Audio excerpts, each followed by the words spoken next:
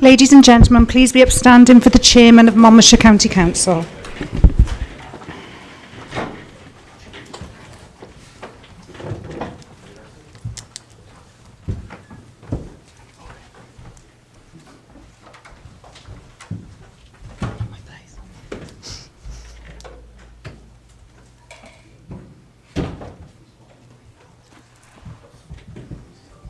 Thank you very much. Please, we'll sit down.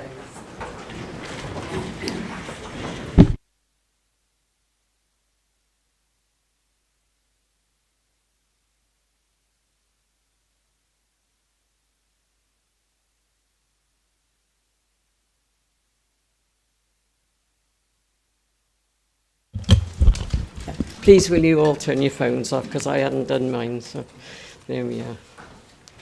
Come on. Right, thank you very much. Do we have any apologies for absence, please? Oh, thank you. Linda? Councillor Guppy, sorry. Councillor Joe Watkins. Okay. Good afternoon, Chair. Councillor Taylor. Thank you. Thank you very much. Whoops. Is that Dimitri? Councillor Grooker. Thank you. Anybody else? I think there's no public forum today. No, thank you. Just my announcements to welcome you all here again. I expect you're anticipating the holiday that you might be having for a couple of weeks, though I know quite a few people will be still going to meetings, but I hope that you'll be able to take a well-earned break before that. I believe that Councillor Eason has a petition. Yeah, thank you, Chair. I present this petition on behalf of 10 or so families in Park Road, Caldicot, who've been blighted with an inappropriate property where rubbish is dumped, not moved. I've attempted to get it sorted. They got frustrated at my attempts to fail, so I'm presenting a petition to Council this afternoon.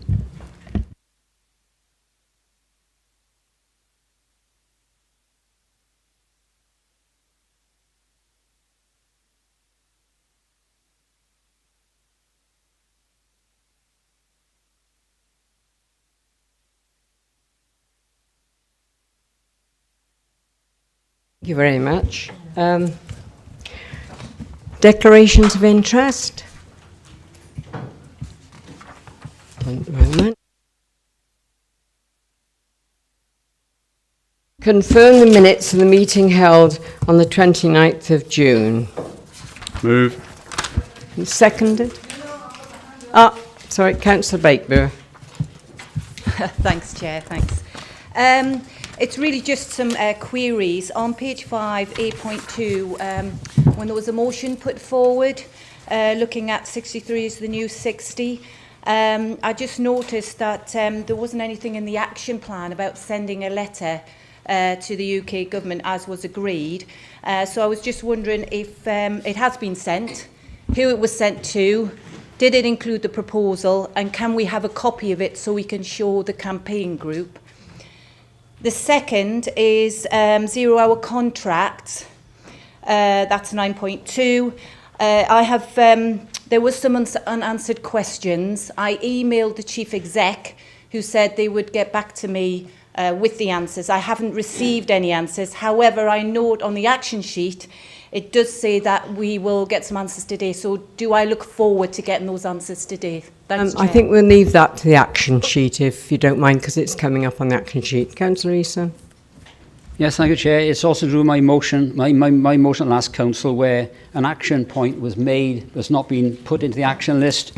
It was to do with the use of monies to support developments in a part of Monmouthshire. I expressed concern that I set double standards. As a point of personal explanation, it was agreed that this would be explained and the information would be obtained as to where this money came from. I've had half an answer. I haven't had a full answer. Yes, if I could, Chairman. Councillor Eason, I have drafted a written response which will be with you later today or first thing in the morning. Now we'll come to the action list on page 11.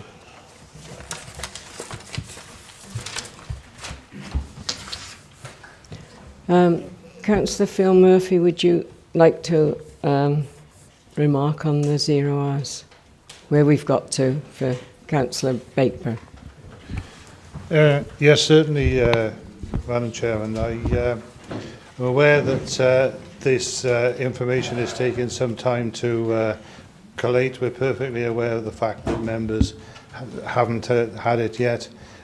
We will be able to provide it shortly, and all members will be circulated with it. I don't know whether the Deputy Chief Executive has got any additional comments to make, but that's the position as I understand it at the moment. Thank you, Chairman. If I could just add to that in response to the question, I think the nature of the questions that were posed at the last council meeting were quite detailed, and in response they require some quite comprehensive answers. So Sally Thomas is here today. What we've been doing is pulling together those responses from across the different departments that are involved in this, and what we will do is, following this council meeting, in fact I think we've agreed tomorrow, by close of play tomorrow, that comprehensive written response on 0 hour contracts will be provided to all members of this council. Councillor Howard? Chairman, I think it was just a point of clarity on number 5. Actually, we never agreed the minutes. Oh, somebody And proposed I them think, a second. I think just for Eagle, I think we just need to make sure we they cover were proposed and seconded, I should say. Are all in favour? There you go. I apologise. Thank you. Councillor Baker? Thanks, Kelly, for that. And the shortly I was worried about, but you've been very specific, so it's close to play by the end of tomorrow, so that's brilliant. So it's just coming back to the motion that was put forward. It wasn't on the action list, so I'm wondering what's happened with this motion. As say, the campaign group is asking me if the letter has been sent. Was the proposal put in with it? And can they have sight of the letter as well? Yeah, I mean, I'm going to have to follow that one up. I assume a draft has been completed, which will be shared at the relevant juncture. I'm going to have to find out where that is tomorrow. If I find that the draft is not in place, then I can quickly draft a letter, include the content of the motion and what was agreed, and circulate that quickly before it's dispatched, both to central government and the campaign group.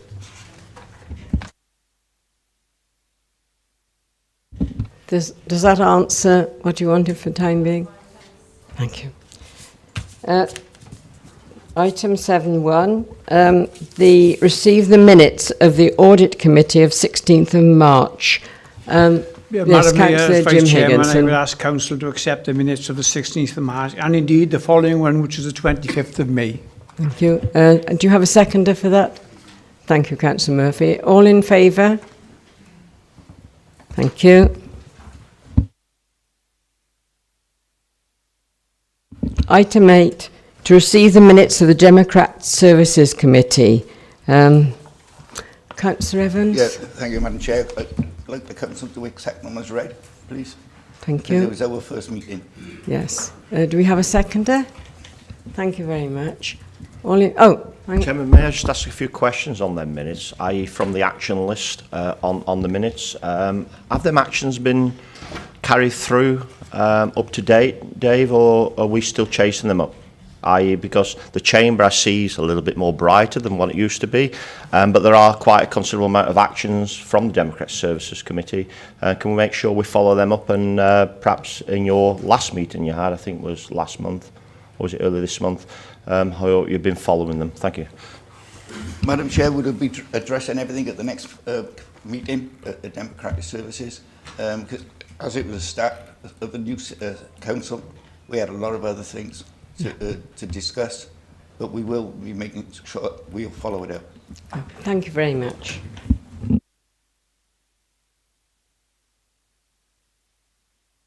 First of all, on the notice of motion, we have a motion from Councillor Sarah Jones. Thank you, Madam Chair.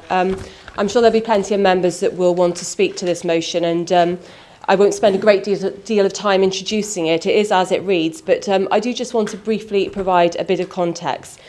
Members will know that the issue of broadband provision is one that I feel very passionately about, one I've had a great deal of interest in over the last few years, and I do personally believe there's good reason for that. I just want to give you a couple of examples of the sort of emails that have landed in my inbox over the last month.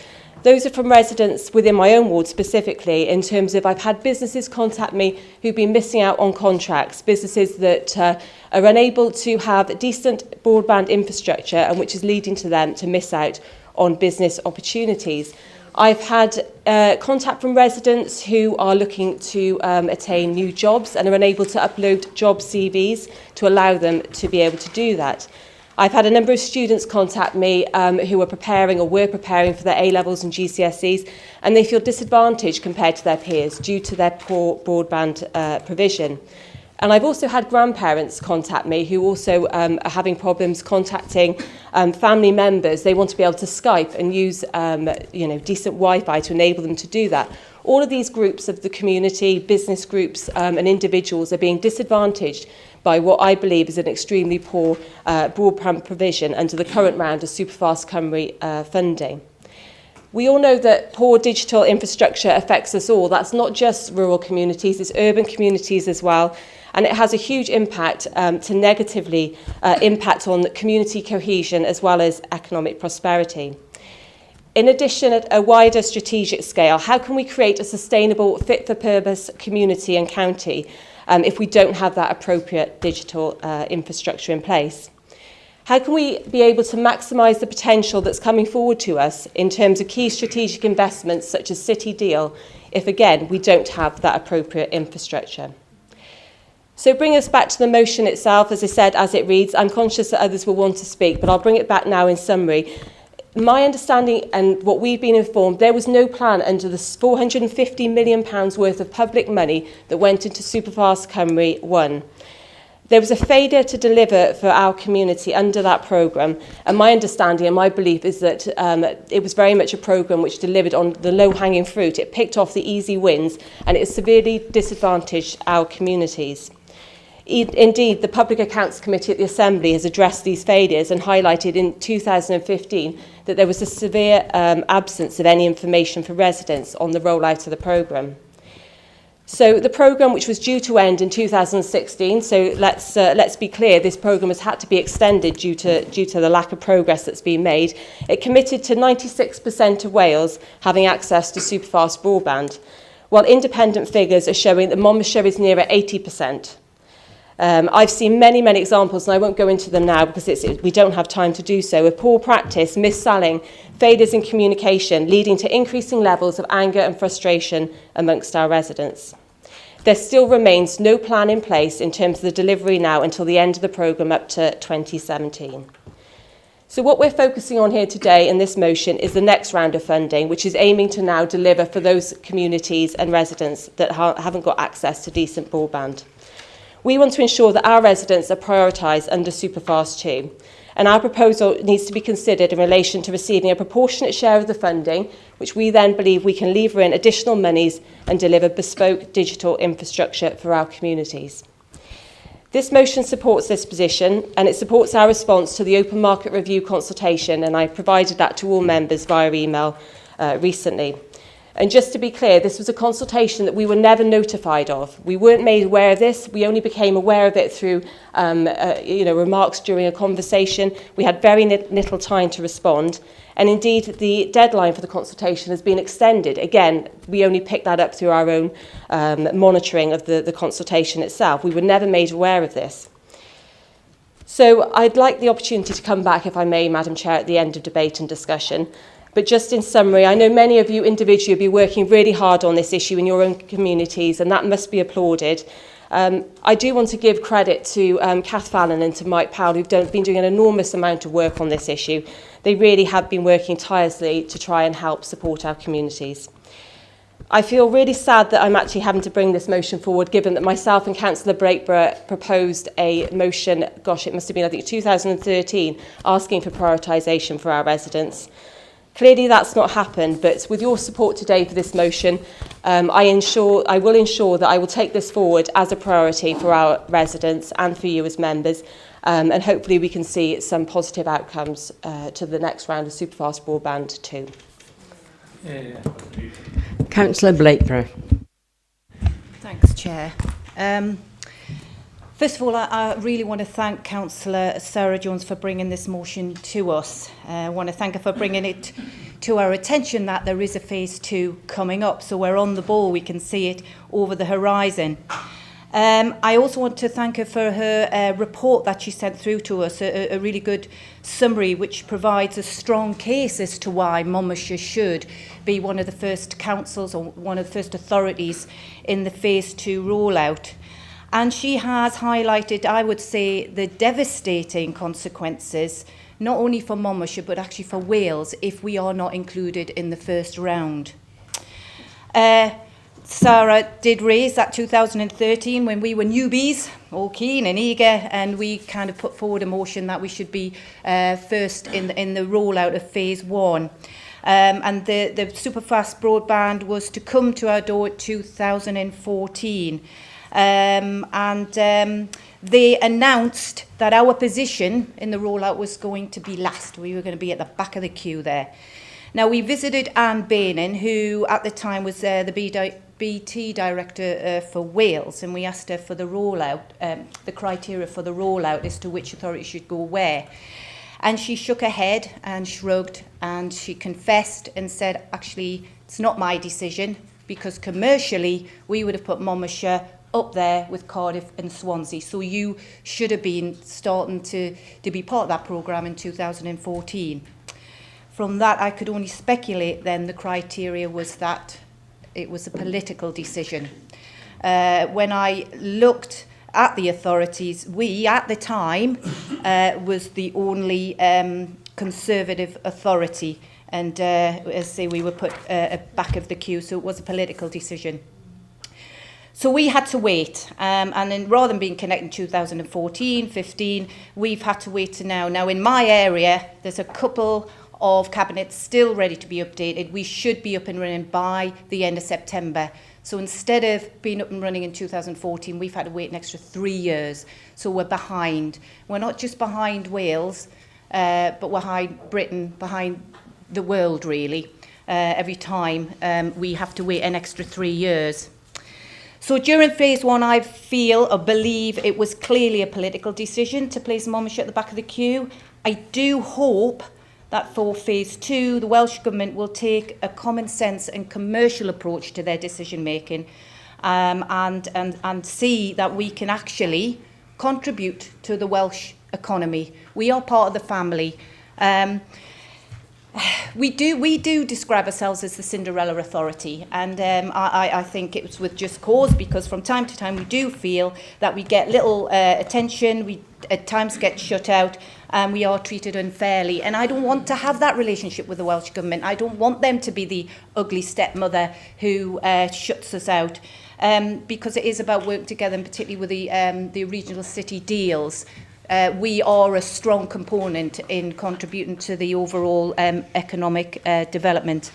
I would also just bring into this discussion, we are the first and at the moment the only authority that can claim a connection of 2 gigabytes to every primary school.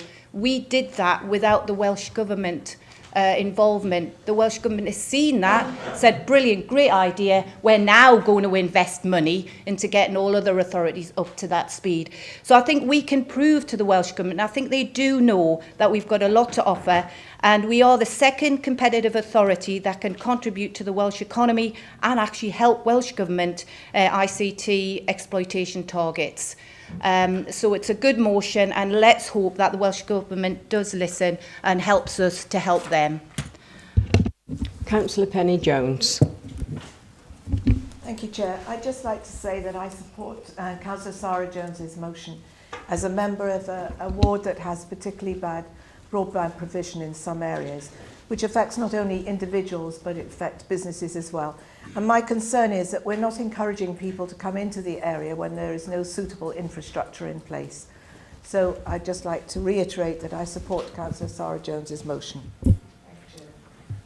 Councillor Armand Watts. Yeah, I mean, I agree with most of that's been said so far. It's simply that if you're looking to get people home working, so those people that say if they live in Chepstow and they commute over to the tech sector, the growing tech sector in Bristol, you want to encourage those people to work from home. It's better for the environment. So simply, the infrastructure isn't there. It isn't just the kind of rural areas, but it's in Chepstow as well, as members will know that represent Chepstow wards. And, I really do think that we need to move forward this. I'm not entirely sure that it is overtly as political as you speculated and then you were certain of this conspiracy to do the Conservative administration down by the Assembly. But I do, in essence, support what's been said.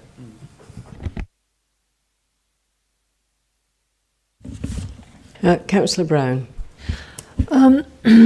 Yes, thank you, Chairman. I just wanted to say I also supported the motion. I did actually put in a consultation response for my residents because I know of the difficulties they have with broadband. A number, it affects businesses and it also affects daily life. I know a number of on the leisure side can't watch catch-up TV, for example, because the signal is so poor. And obviously, not only for business, educational and leisure interests, it's very important that there is a good signal everywhere. I did actually find the consultation quite technical and possibly difficult to respond to because of that. But nevertheless, I did put in a response, and I think it's very important that we support this motion. Thank you. Councillor Butcher. Yes, Chairman, support the motion. It's not political. I mean, to be certain of that, you would have to provide evidence. I mean, call me old school, but evidence tends to be useful. It's interesting that the Independent brought politics into this. We're meant to stay neutral on all these matters. I have two concerns in relation to Sarah's motion, and thanks for sending all the stuff through. One is the money be portioned to the council, as I understand it, and the council's record on dealing with anything IT related and public funds isn't the greatest, CMC squared to name one. What reassurances can you give me and the group that this won't be just squandered away like CMC squared?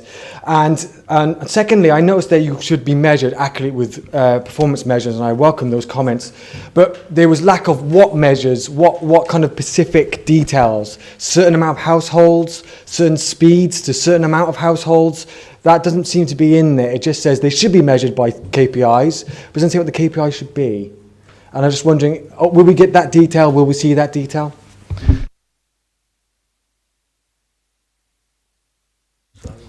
And if no one else wants to speak, was your motion seconded, Councillor Jones? Yes, of course. Thank you.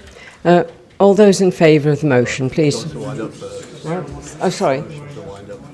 I forgot you wanted to wind up. Thank you. I'll keep it really brief. I just wanted to quickly respond to a couple of the comments.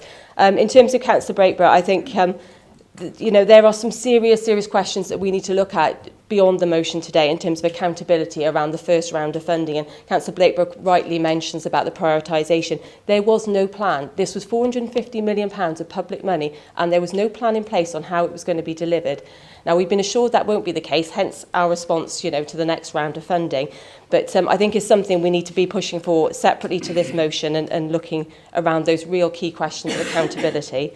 And also, Councillor Blakeborough mentioned our ability and being able to deliver as an authority, and I think that's really key. We've got the right team in place, and I know we've already started to look in terms of mapping out exercises to ensure that, provided we're given that proportion of funding, we can actually ensure it's directed in the right way possible. We've got Penny Jones and Councillor Armand Watts both mentioned both rural issues and urban issues. As I said, this straddles both urban, rural. There's no divide here other than being a digital divide. It affects all communities. In terms of Councillor Louise Brown, she mentioned the consultation process, and I've got to say this is probably a great example of how not to consult, because we weren't informed, we weren't made aware. The consultation process is incredibly technical. It does not lend itself to an open and accessible process, and again, I think we can learn some lessons on how not to consult by the Welsh Government.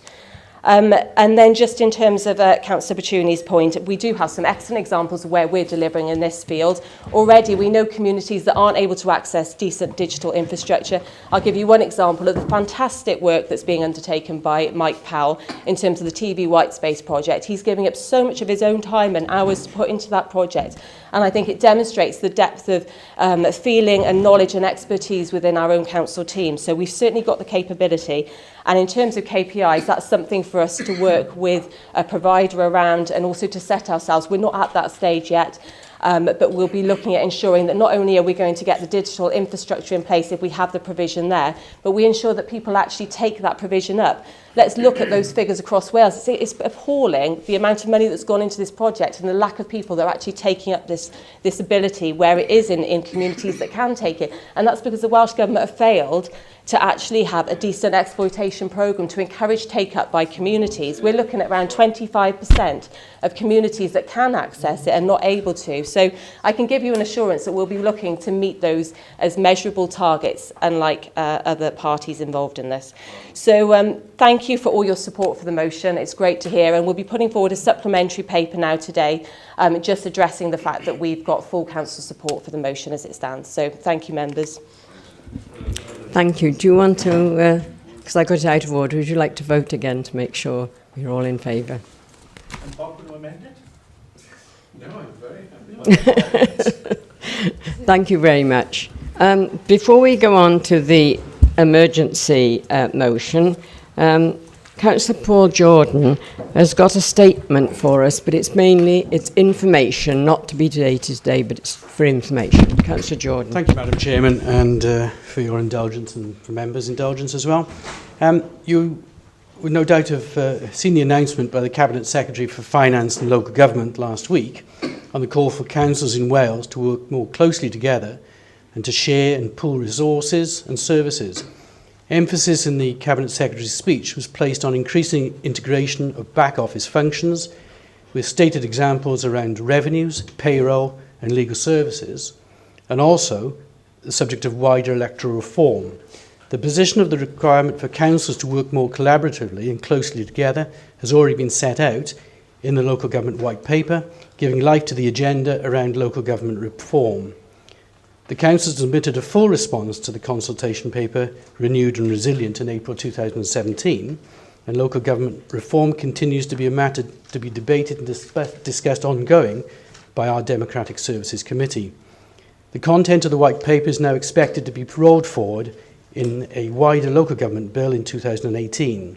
In the meantime, we can expect to see more of a focus on working together in areas of functional geography, economic development, strategic planning and transport. As for example, through the Cardiff Capital Region City deal, the Cabinet Secretary has maintained his commitment to 22 local authorities at the front door for local people, stating behind the door the collaborative regional agenda needs to be quickly developed. The final detail of the Cabinet Secretary's proposals are awaited, and Monmouthshire will have the opportunity to feed into an input in that process. With our leaders, Vice Chair, the CCR City Deal Joint Cabinet, and our leadership of regional economic programmes, such as the Compound Semiconductor Project, strong representation on the Regional Transport Authority, Regional Planning Group, and Educational Achievement Service, and now the Local Government Reform Task and Finish Group, convened by Welsh Government, we can play a key role in shaping and informing what is to come. Our strong position remains alongside the focus on form and footprint. We must give real consideration to issues of function and purpose of local government and the services it provides in order that we may remain viable, legitimate and relevant to the communities that we're so privileged to serve. Thank you, Chair. Thank you, Councillor Jordan. We now have an emergency motion. Chair, I've got a point of order on the emergency motion, if I may. What is your point of order? Well, the point is, it says that the emergency motion is brought under the Human Rights, Health and Safety Act. Now, I've come to this council with an employment issue probably 2 years ago Christmas with the closure of Fairfield Maybe, and I was denied having an emergency motion simply because I guess they didn't like my politics, simply. Now, it seems to me that whilst I understand the you know, the urgency of this, that if you're favourable to the chairman, that you can just drop in any old thing under the Human Rights Act and get it on the agenda. That doesn't seem right to me, Chair. Councillor Watts, I can't remember you ever asking me if you want to give a motion. I'm not blaming you for that. It's an inconsistency over the years, and I'd like some clarification. Well, it's in the hands of the chairman whether they accept an emergency motion. I was emailed by Councillor Howarth in the last couple of days, because this is of quite a deal of importance to many, many people, and I accepted it. So we will now ask Councillor Howarth. Sorry, Councillor Eason.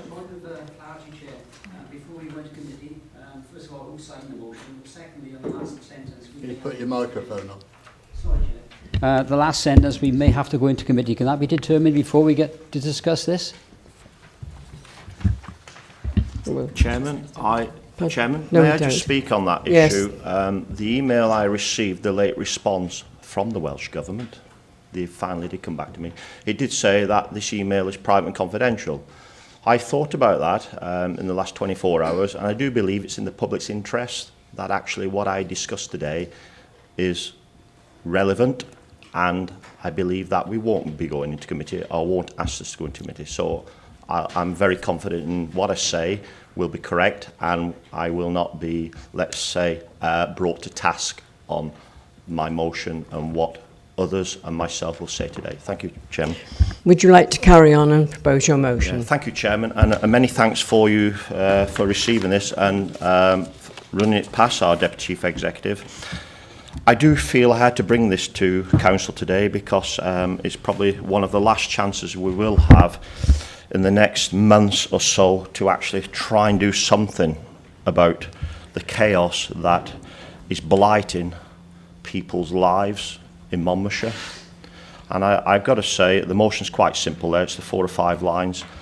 For 5 years now, we have been discussing the Edds Valley Road scheme. For 2.5, nearly 3 years, that scheme has been up and running. It'll be 3 years this Christmas. We have been talking about the same things for 5 years, and the same things are going round and round in the table. And it's quite clear the same things are traffic management. We have around Wales many, many signs warning people what is going on. And I'll give you an example, members. Pop concerts, football matches, road closures and events all around Wales.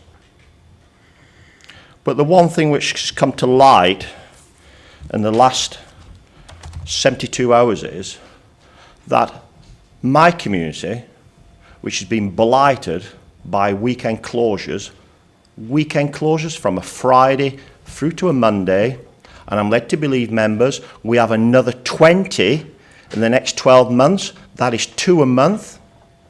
We have now entered into the summer period.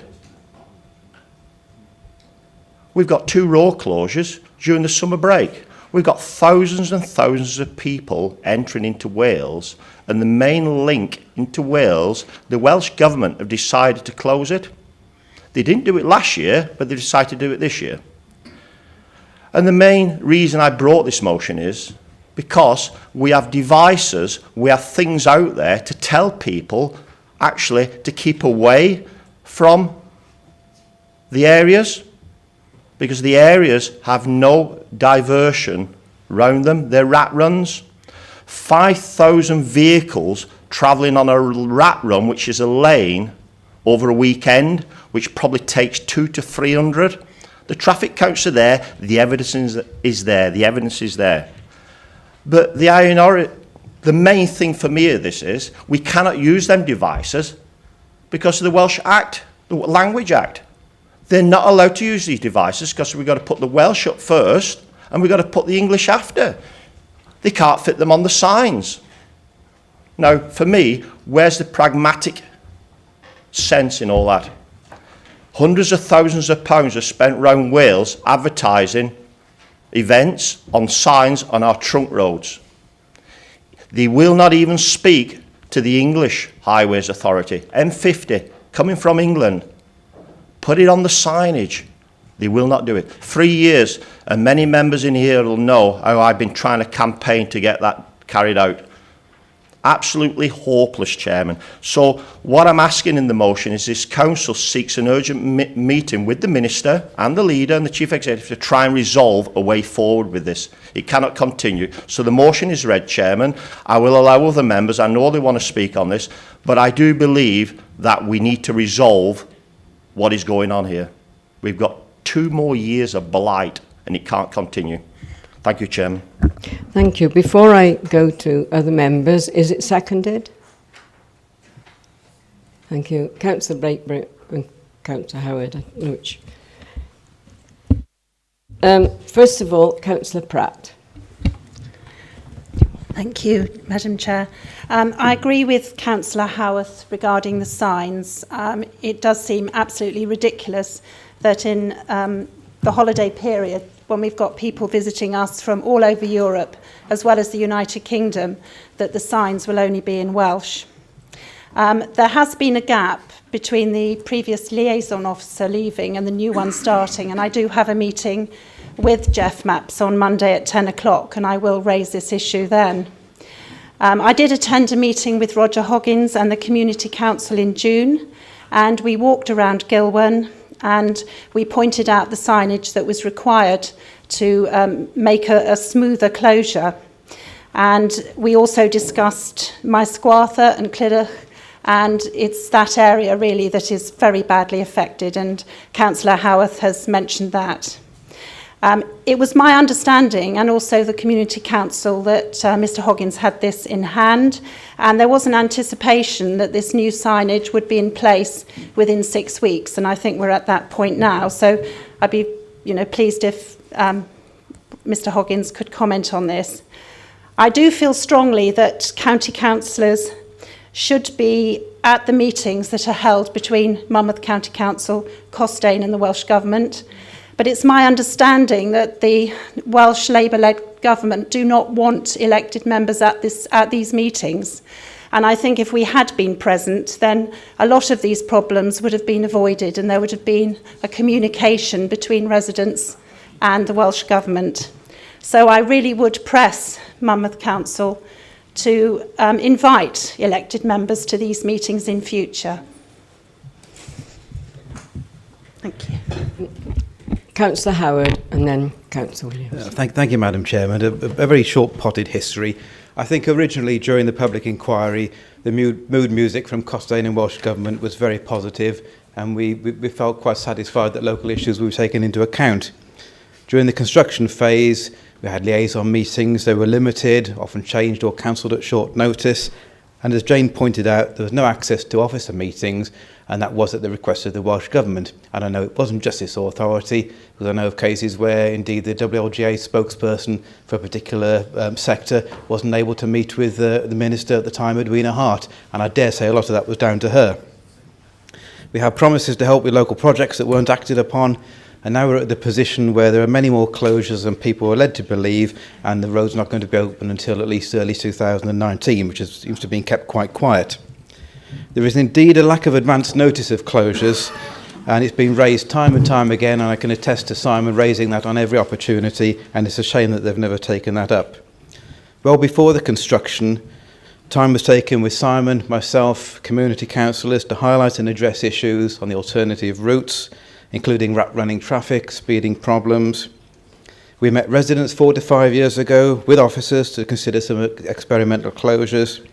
But apart from a epoxy temporary priority gateway at the top of Black Rock, we've got nothing to show for all of the effort. So no wonder people are fed up, and of course I will support the motion. Councillor Kevin Williams. Thank you, Chair. I'm not sure what meetings Councillor Pratt's referring to that elected members are not allowed into, but I've been to a few. And so has Councillor Howarth, Councillor Howard. Before me, I've been in meetings with you. So I don't know what that's referring to. I'm not saying it's not right, but it just doesn't ring any bells with me. I'm happy to support this because the rat runs include areas through my ward too, i.e. Blenavon Road. Every time that road is closed on a weekend, Blenavon Road becomes a rat run, and that's quite narrow in places. It's all right for 10 cyclists riding 10 abreast, but when you start getting 3 cars trying to go around there, it's slightly different. But I think we have bigger problems as well than the signage around the M50 and the likes, and that's with Costings themselves, because their traffic management is hopeless. Absolutely hopeless. It's quicker to go via Caerphilly to get to Brimau from Abergavenny sometimes it is to go up through the Rock. The whole road is a shambles. I have told them on no end of occasions that they're an absolute mess. They've got piles of stones up above the Clydach Junction. Well, if one of them came apart, the whole lot would come down. And they told me, oh, they're quite safe. You know, they're all right. It's a pile of rocks the size of the Empire State Building. It frightened me to death driving past it. But Costains are very uncommunicative. They're totally disinterested in anything you put to them. It's causing problems that I know up through Llanelli Hill as well, where people take a quick shortcut up there because the queues very often go down past Gilwan. It affects my ward as well. The main road through the village is like a racetrack from about 4 until 6 o'clock every night. And I think Costain should be brought here, now Phil Baker's gone, to whoever's taken over from him, and made to answer some of the criticisms that people have. I'm happy to support it. Councillor Baker. Thanks, Chair. I think everybody has explained the detail. I mean, in summary, it just feels as if that this road is the gateway to Wales, it's the gateway to national parks, and the Welsh Government have decided to shut that gate. It's not in the best interest of Wales. We're basically saying do not enter to tourism and our economy. And again, Welsh Government say that they want to engage with local authorities and with residents. Just they need to communicate with us and work with us, and we can help. Councillor Thomas. I fully support the motion, and obviously the disruption. I live outside Abergavenny, but I'm a bit unclear about the remarks that Councillor Pratt made about signs being put up purely in Welsh. I mean, Welsh Government does not put up road signs in the Welsh language only. They're always bilingual, so I'm a bit unclear, and I don't really want to have a downer on the Welsh language. We are living in Wales, and in my mind, all signs should be provided bilingually, and they're certainly not going to be provided purely in Welsh, which many people wouldn't understand. Councillor Fox. Thank you, Chairman. I have a lot of sympathy with local members, having visited the area only on the weekend, experienced the congestion, and it must be horrific if you're a local resident having to live with that year in, year out. We hope in the longer term it's going to be great for Wales and great for the area, but in the meantime it's absolutely right that we make the voice of the local residents heard, and I do thank Councillor Pratt and for the work she's been doing in liaison with Costains quite thoroughly of late, and I was pleased to note that you have a meeting now on Monday, and I was also pleased to hear that Roger'd been out and there is looking at some of those some of the things which could perhaps alleviate there. I'm more than happy with the Chief Exec to call a meeting or write or whatever, but there seems to be an urgency more about this, that we need to operate right now. I'm unlikely to be able to get a meeting with the Chief Exec and a relevant minister in any short time frame, and this needs to be addressed right away. And I think the reference to Welsh-only sign is, as I saw Simon's background information, is that the Wales Government said they can't supply, they've only got one big matrix sign which is available to talk or to advertise the closure, and it had to be in Welsh.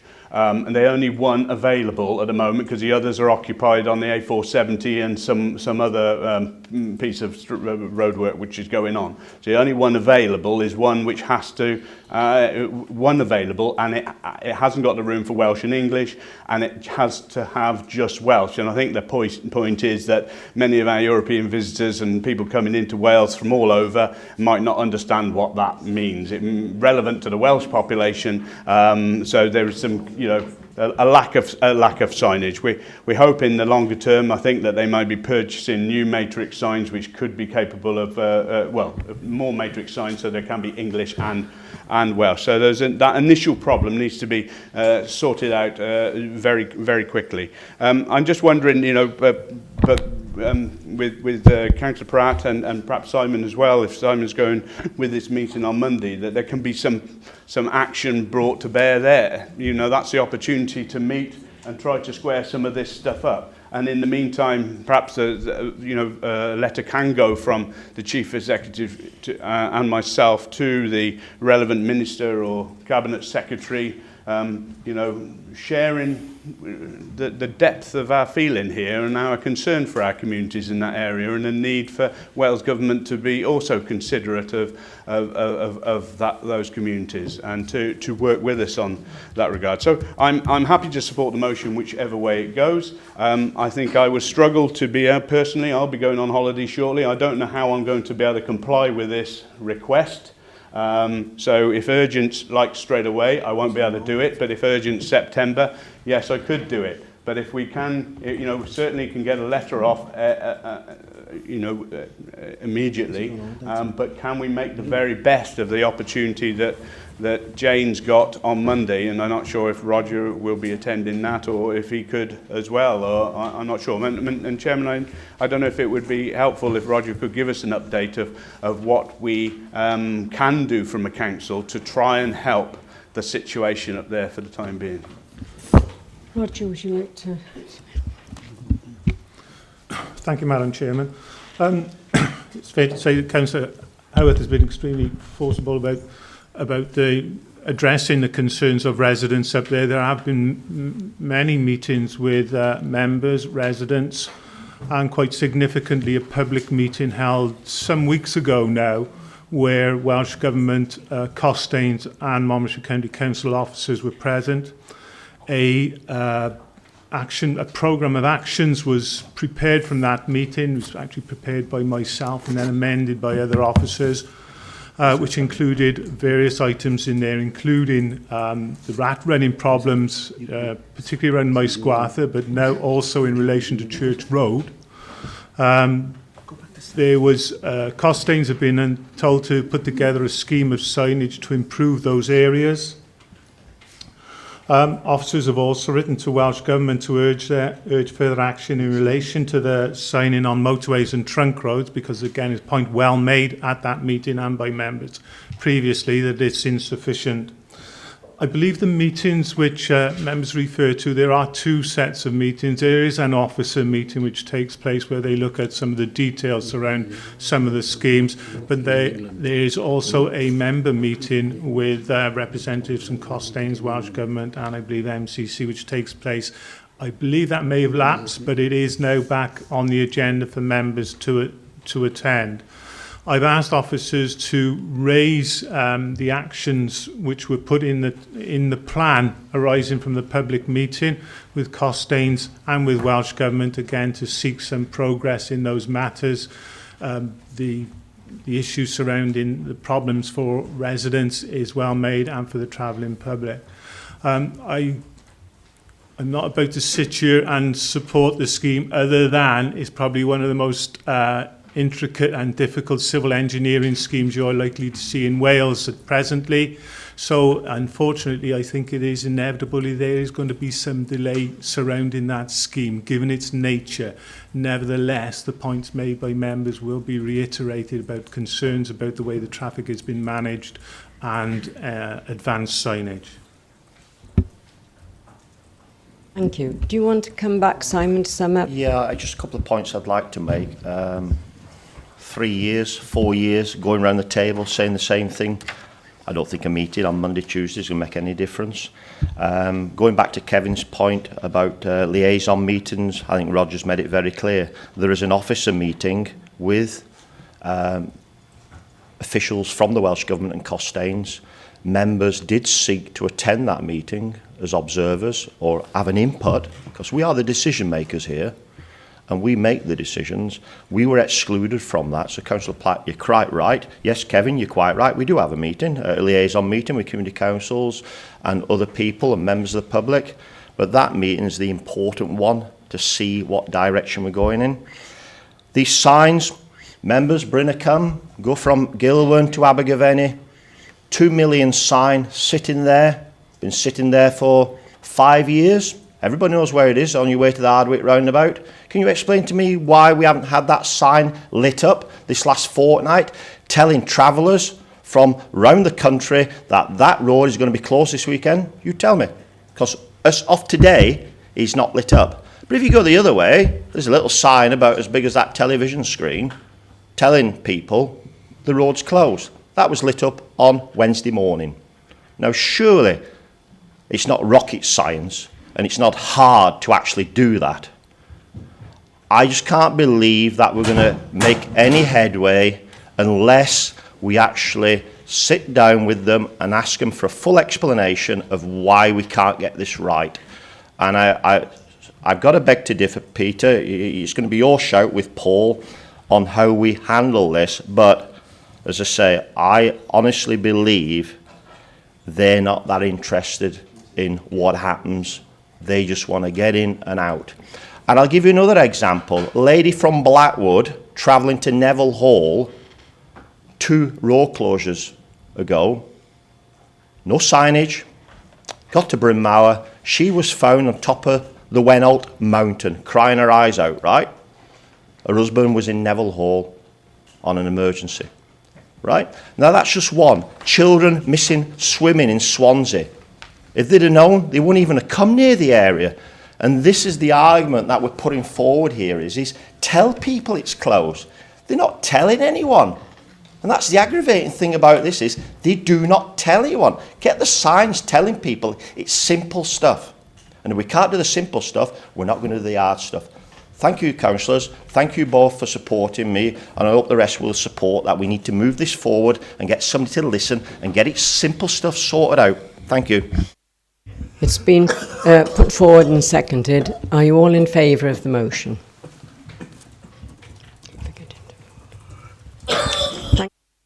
Madam Chairman, just linked to the motion, just for clarity, I hear what Simon says, and you know, I will happy to have that meeting, but just with a proviso, it's not going to be till September. All right. Chairman, I'm more than happy that Paul, whenever it is, but please remember the words I said early on. We have over 20 weekend closures in the next 12 months. You can imagine what it's going to be like? Thank you, Peter. Now, when we come to item 10, we're going to take 1 and 2 in reverse order because it seems to make more sense. So, first of all, this one's it. We will have the annual report of the Statutory Director of Social Services, Claire Marchant. Thank you very much, Madam Chair. This is one of the very few times when I will introduce a report as an officer into Council. It is my statutory duty to report to you on an annual basis on the state of social services in Monmouthshire, and this is very much my professional and informed personal view around the state of social services. The format of the report, and I apologise in advance, a lengthy report, is a prescribed format which has come through from Welsh Government and reflects the duties that we have in terms of wellbeing and social services in relation to the Social Services and Wellbeing Act. And the Social Services and Wellbeing Act is a new piece of legislation which was enforced from the 6th of April this year, or this previous financial year, I should say, and is the most fundamental change to legislation and the legal basis for social services that we've had really since the inception of the welfare state. So it is a very significant time for us in social services in Wales. And what the Social Services and Wellbeing Act does, and what our strategic direction is, and what we had been working on for some time in advance of the Act coming in, is to move social services from a model and a way of working which tries to fix people and put things right, but to one which is enabling people and attempts to get in early and to prevent people needing statutory care and support, prevent crises occurring, and really then supports us in terms of both well-being and those social services duties. And we're required to report not just on how we work with people with care and support needs around a good life, but carers as well. And we're working in social services, of course, with people who are experiencing on a daily basis multiple deprivation, disadvantage, disabilities. It can be as a result of their age. It can be as a result of disabilities that they were born with. It can be as a result of adverse incidents and experiences in their childhood. And this is, in a sense, and working with people to achieve the outcomes and the good life they themselves want to live, is our day-to-day work. And I see it, and very much I think my colleagues in the social services community see it, as social justice in action, day in, day out. In terms of appraising my appraisal of performance, there are certain things you may wish to consider. First of all, how accessible are we? Are we easy to get hold of? Very, very basic things, really. How good is the quality of the information, the advice, the assistance that you get, that people get when they do contact us? Very basic then, is our social work practice sound? Is the way that we assess people who need that assessment and we develop care and support plans, is it really identifying what matters to people? Is it really working with them around outcomes, or is it putting in place those traditional solutions? Are we as preventative as we need to be? Are we intervening as early as possible? And have we got the right offer of services, or are we fitting people into boxes and what's available out there? And are our partnerships effective? Social services is only, and needs to be only, a very, very small part of people's lives. So the only way that we can really work and deliver and support people to achieve all those well-being outcomes which the report describes is if we work effectively in partnership, both strategically across the region, across the council, with our partners in other parts of the council, but most importantly, work in partnership with people, communities, carers, because they're the main influence in their own lives. Do we have robust safeguarding arrangements in place? And have we developed our whole social care workflows, those we employ as a council and those who deliver social care out there and work for other providers, the third sector, independent sector providers, to really provide the quality of care and support and the range of approaches? My style in this report, and all reports you'll receive from me, is to be honest and balanced, to be informed by the evidence. Anecdote doesn't tell you what you need to know. Stories add to what we know, but it needs to be triangulated. I tend away from an optimism bias. I would rather tell you as it is. But it is really important that we celebrate and we accept what we're doing very well as well. So hopefully you will find that the report is balanced in that regard. The report sets out our ambition, the vision of where we want to be, and is very much underpinned by the culture, values and behaviour that we need to exhibit day in, day out in delivering against that vision. And the vision is that children and families are best supported together, and that we keep children with their families, if at all possible, providing support into them. The vision for adults with care and support needs is that we work with them to identify the good life they want to live, that we prevent them coming in and needing statutory services as far as is possible, and that we, if they do require those statutory services, that's based on really good relationships and a relational model of care and support. Our challenge in social services is to build on what's good, and there is much that's good in what we do, and to develop further excellence and make sure that we've got that consistency across the piece. It sounds very simple, but we work obviously against the backdrop of very challenging demographics, very challenging individual cases, the challenges of providing in a rural county with a workforce who don't necessarily see care as a career of choice, an ageing population in terms of carers as well as people of care and support needs, and the expectations as well, and how we understand both the assets that people have within their own lives, the assets within the communities, and match things together as far as is possible, is the dilemma that we face day in, day out.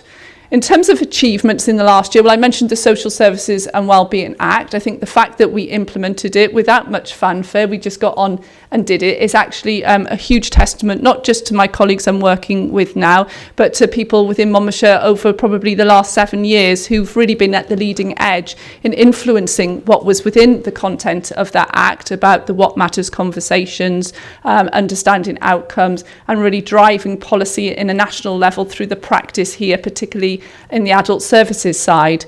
There were areas in the Act which were very new to us. So one of the things which has been particularly interesting to some of the select committees in the last year is the fact that we now have responsibilities around the secure estate and providing social services into our 2 prisons within Monmouthshire is something which many other authorities, certainly no other authority in the Gwent region, have got responsibility for.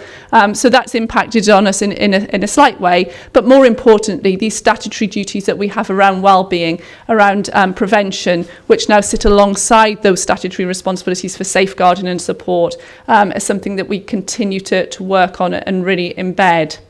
Where we have excellence, particularly, I talked about it last year, but this year it's really been rolled out in terms of care and support that we provide through our in-house care at home service. What started as the Raglan project is now the way of working across all home care which we provide as a council. And we get visited from all over Wales and indeed the UK to look at that relational model and the impact it's having on people's lives, carers' lives, and particularly people with dementia as well. Our challenge, and it is a huge challenge, is to take that model and implement it right across the independent sector and other providers, as well as the in-house provision.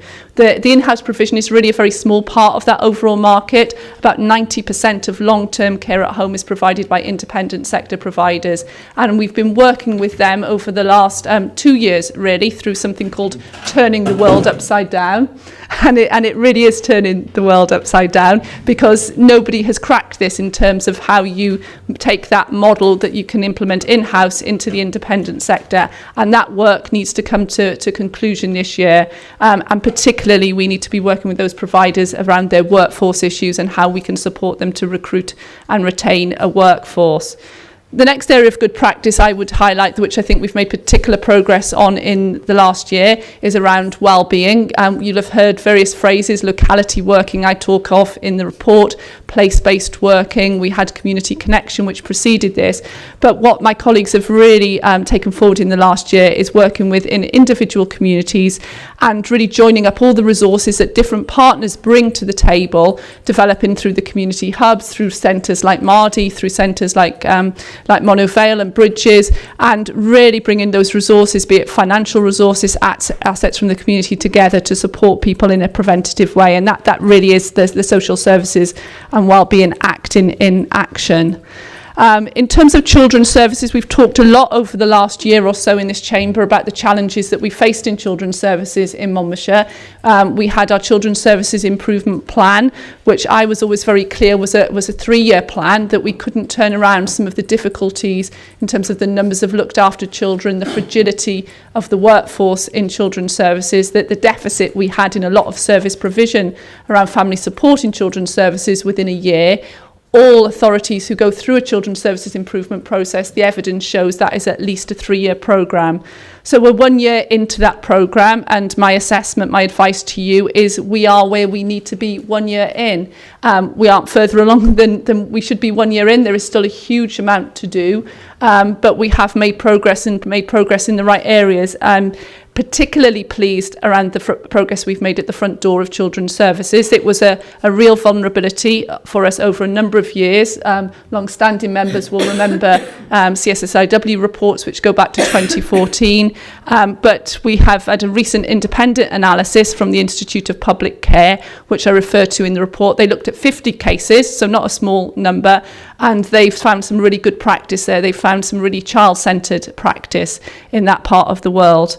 There are still some real risks in children's services, particularly around our work with the judiciary. We have a particularly taxing, and Sheila's in the chamber today, and she will tell you about it as much as I do, a particularly taxing judicial system that we operate within in Monmouthshire. Our local judges on the circuit have very exacting standards, and those exacting standards impact on our practice. And the challenge for social workers is always, are they doing the right thing for the person, or are they doing what is expected of them in terms of the court?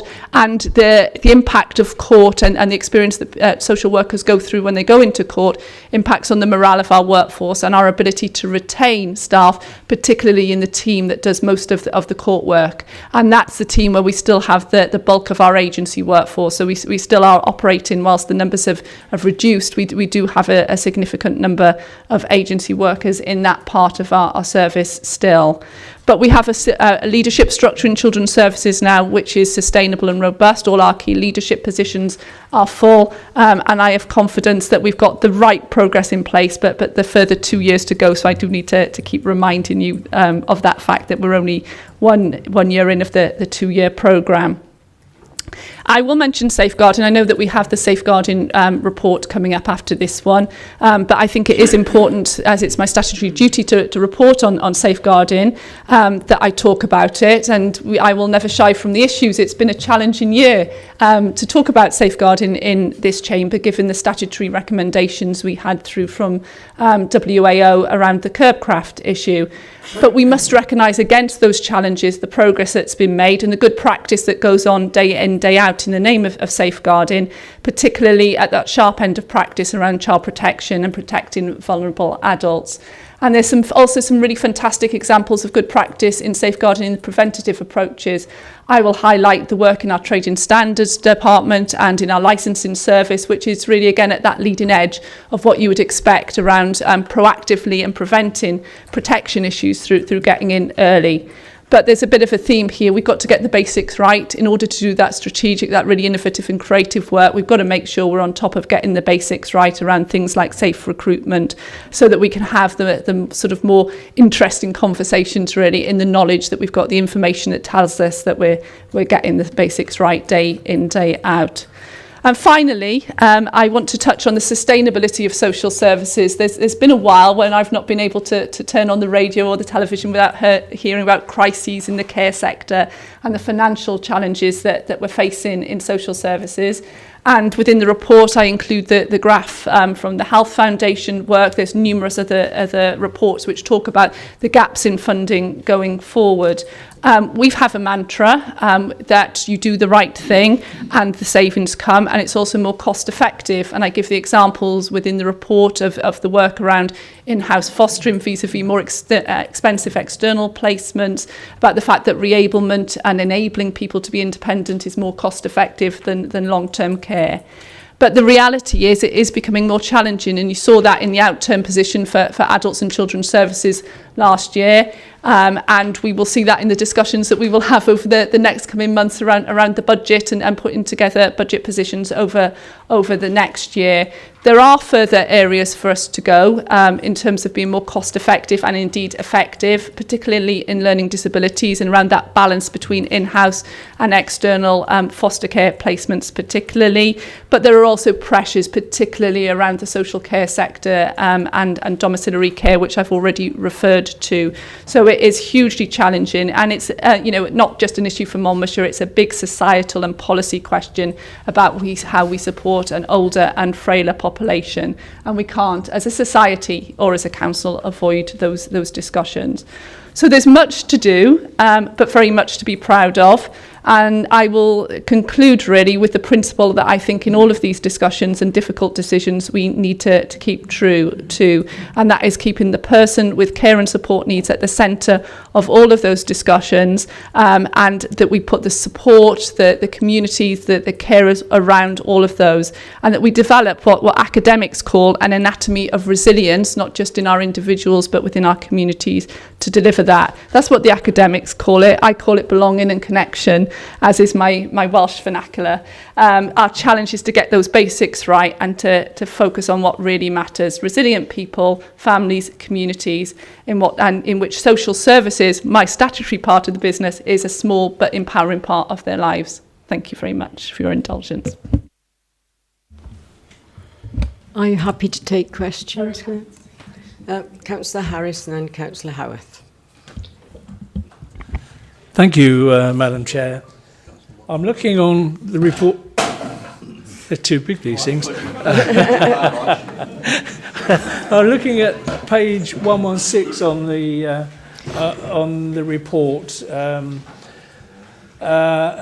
and you've already mentioned this, Claire, and it's about us, if you like, having a fight with the judiciary regarding looked after children and the stress that it's putting on our workforce. Why are we out of kilter in particular on this one? Is it because we haven't got enough people to prepare the reports correctly or sufficiently, or we just haven't got enough people, or we're not taking notice of what the judiciary want? we can't fight them, especially when it's looked after children that we are particularly concerned about. So it's obviously a concern, and I wonder what your feelings are.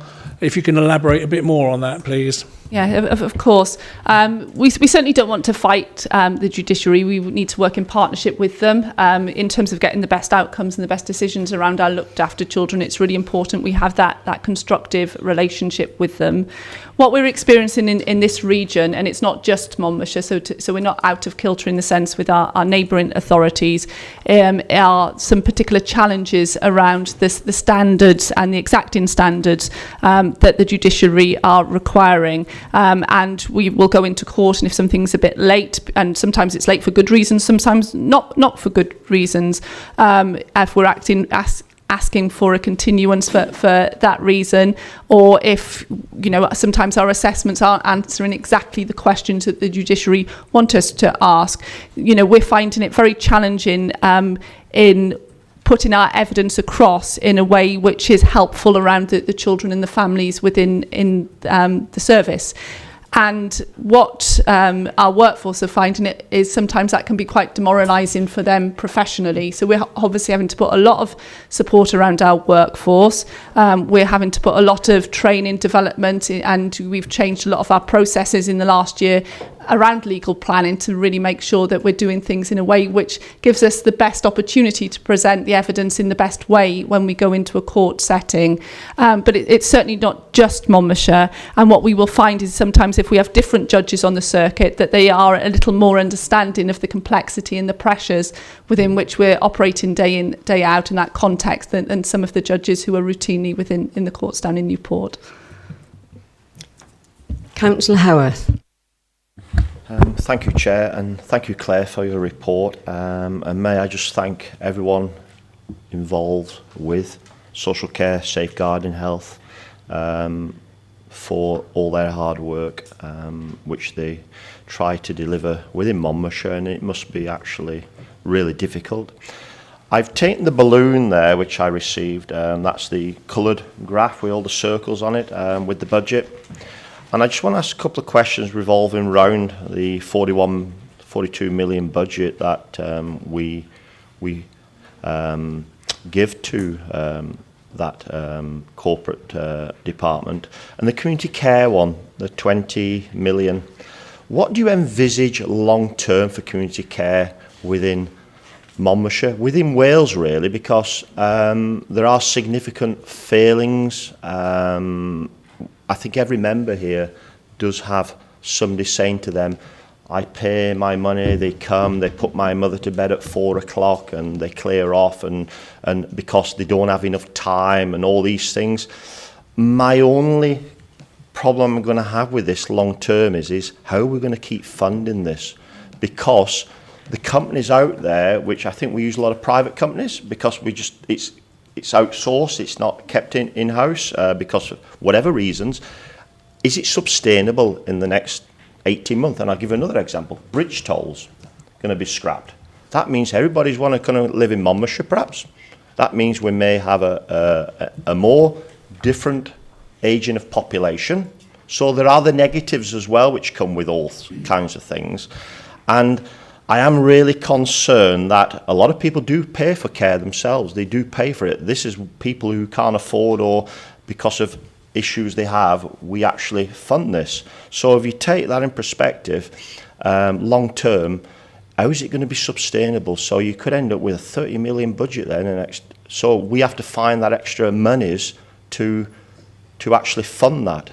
Is it going to be sustainable, or do we have to have a new way of thinking how we're going to deliver community care? And that's only one aspect. I'm only picking on one.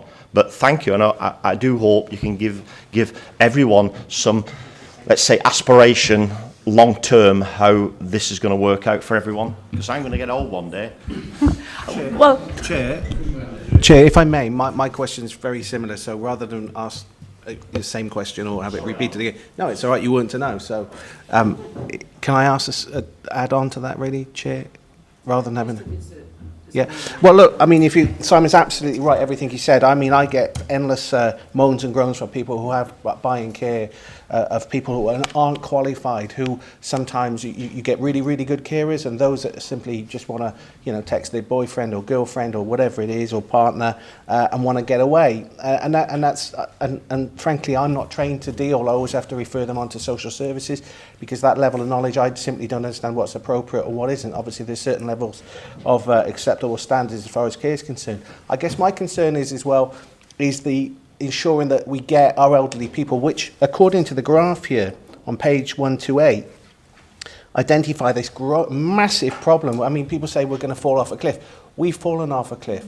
The biggest killer of the British population, according to the press last week, is dementia. Now, we're going to be disproportionately affected by that.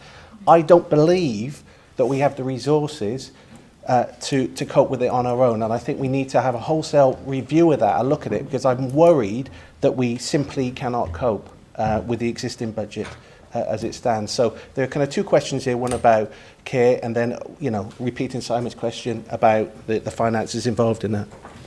Yeah, if I take them almost as two separate questions, the budget, the community care budget there that you see the big bubble of the 20 million, the sort of smaller bubbles around the outside show how that budget is split up. So the top one there of the 7+ million, which is spent on adults with disabilities, that's adults below the age of 65 with either a profound and long-term learning disability, or adults with a physical disability. Now, what you will find for younger adults with disabilities is that their care packages, what we spend on care for them, is disproportionately high compared to those other bubbles, which is what we pay for care for older people. And that's why when I did my introduction, I highlighted that there may be some opportunities, some further opportunities around those younger adults with disabilities, and working with them and their families and carers to live lives in a different way. So just to give you some examples, adults with learning disabilities, if you talk to them, 85% of them say they aspire to have a job, to have a purpose, to have employment. That might be supported employment, it may be volunteering. At the moment, 5% of them achieve that. So there is some real opportunity there to look at what we're paying in care and support, and how people might better live the life they want to live in a way which is also more cost effective for us as a council and for public services. When we're looking at the budgets around the older population, as I said, probably about 10% of our care is provided by the in-house home care service, and that service has remodelled itself to specialise in dementia care particularly. So they've been through a lot of training through Dementia Care Matters, and the workforce is working in a very different way from the way they worked about 3-4 years ago, particularly around this model of relationship-based care and support, as we call it. So instead of being set to certain times and being very inflexible and being commissioned really to do 15-minute calls for this or 10-minute calls for that, they now have the flexibility in their caseloads to work with people and to do what needs to be done on the basis of the needs that they see when they turn up on a daily basis.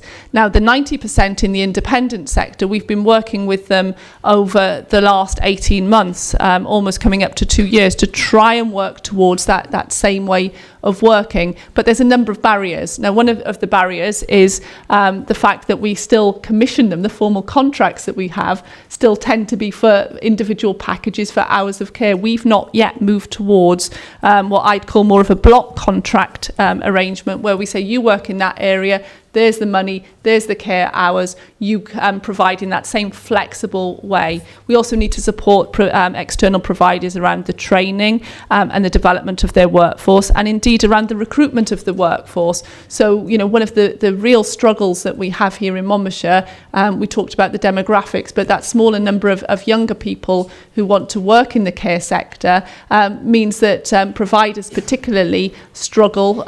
We've supported them in terms of national living wage, but they struggle to get the right quantum, and then that can be quality of care as well. Exactly. So as we bring together the Turning the World work in the next number of months, really it will come into Select and then into Cabinet and Council in the autumn, that will change the nature of the contracts, it will change the way that we financially reward, it will link the practice, which is far more around outcomes, to the way that we commission through the care plans. But aligned to that, we need to be working with them, with the health service and our in-house service, to have a single approach around workforce training, development, recruitment, because that's absolutely critical and key. And then that vexed question, coming back to the first one about how we pay then for care within that scenario, what is a fair price for care in a county like Monmouthshire, will come through a relationship way of commissioning. So we need to have with the providers an open book approach to understanding the true costs that they experience in providing that care, and then we will be looking at what that recommendation that comes through. This is why I called it groundbreaking stuff, because nobody has really cracked this across Wales. We know that where they've had race to the bottom in terms of what how care is remunerated, that's resulted in some very difficult situations in other authorities. We're not there, but we know at the moment we haven't got enough care workers on the ground. We also need to be working with the sector to prepare for the registration of care workers with the new national body Social Care Wales, which is the new workforce body for the social care profession in Wales. For the first time, domiciliary care workers will need to be registered with that, have certain qualifications, and that will be a huge challenge for the sector unless we do the work now in advance of 2020 to really get alongside them and work with them on it.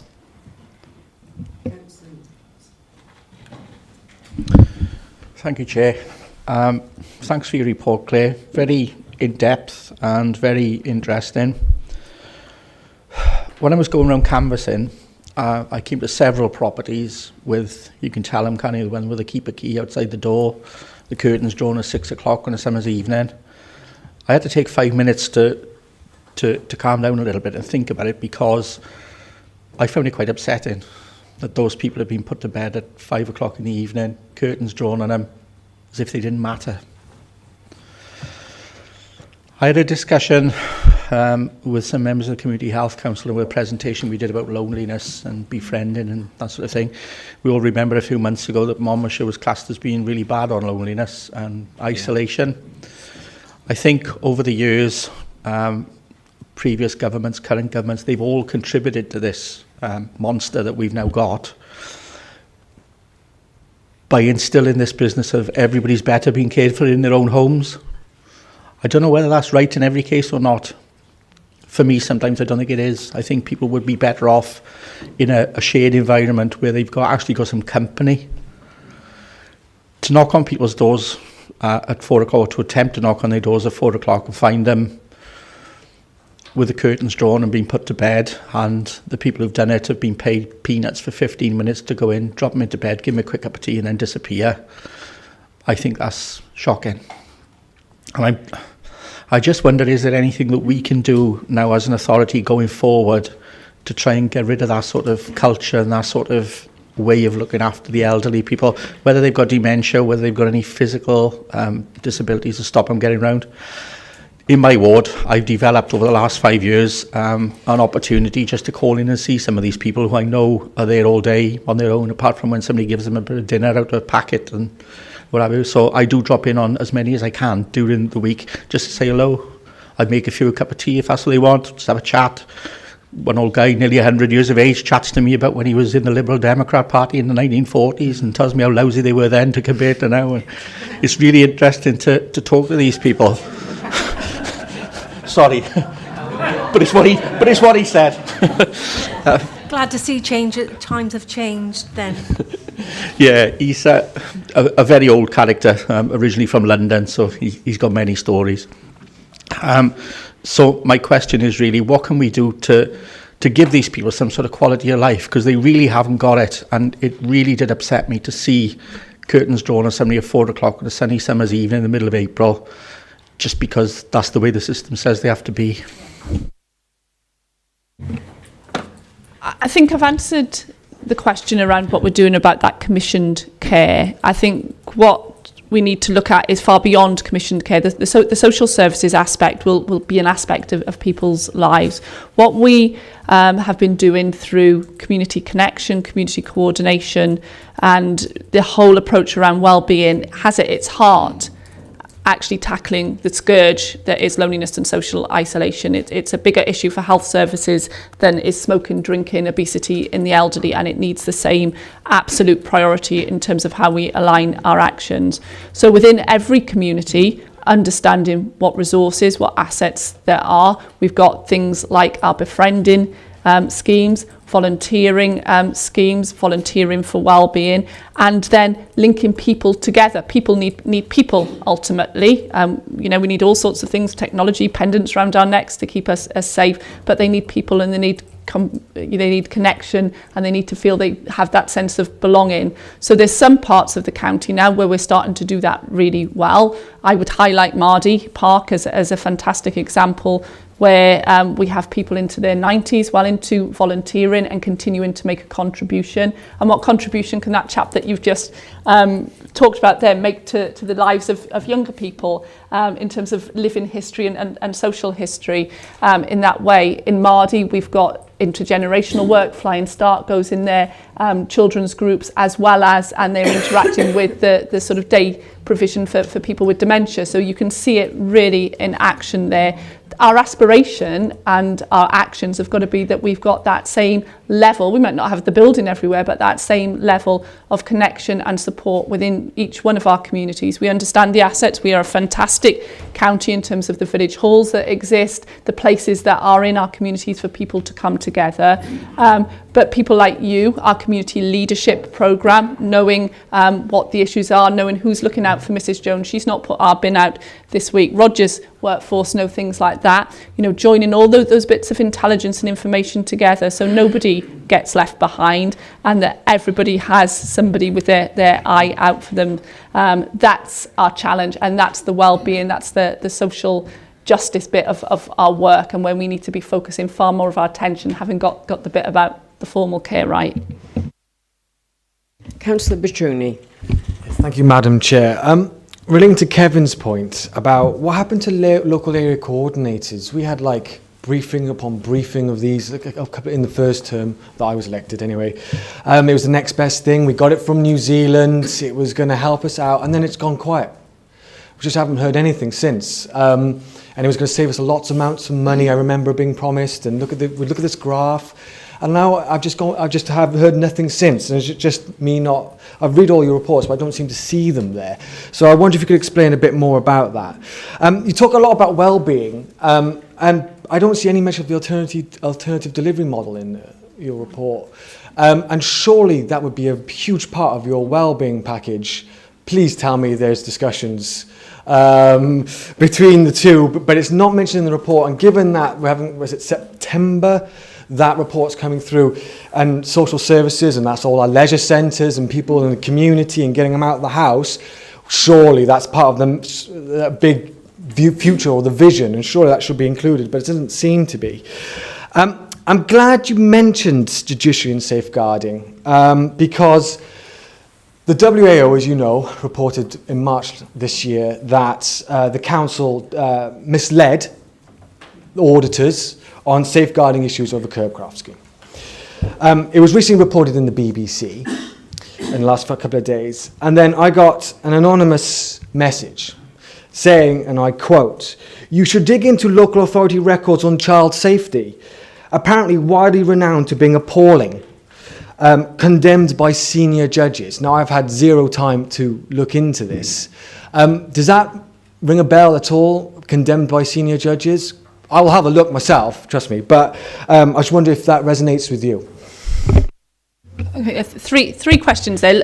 Local area coordination, there was a business case, wasn't there, which was developed and approved and support given by the council for that business case. It was then evaluated, and out of the evaluation came what we're now doing, which is the place-based working. So we have more people than we had when we had local area coordination. I think there was a small number that we actually trialled with, working to develop both people and connect people to other people, but also to do that community development work. So in a sense, it's moved on the basis of the evidence that came through those pilots and the business case, to a situation where not just those local area coordinators, but place-based workers that we fund through Supporting People, that partner agencies such as Bridges fund through Big Lottery funding, understanding what assets there are in communities, are all working in a coordinated and joined up way. I think Adult Select Committee members had an opportunity to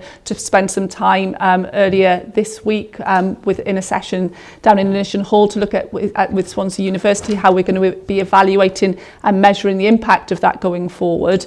But yeah, we've certainly started in that place from the evidence from Australia, moved to a slightly different place, but with the same aspirations and outcomes all around tackling loneliness, isolation, connecting people together.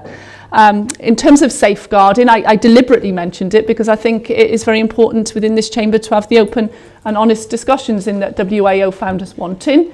In terms of some really basic stuff around recruitment and safe recruitment, and as a consequence of that, an action plan around Curbcraft has been put in place, and you know, we've taken that through cabinet, and we are continuing to ensure to try and answer the question that I always anticipate: are there any more Curbcrafts out there? That we've got the intelligence across the organisation about, you know, our recruitment practices, where there are gaps, that we put in place actions and actions plans very quickly to address those.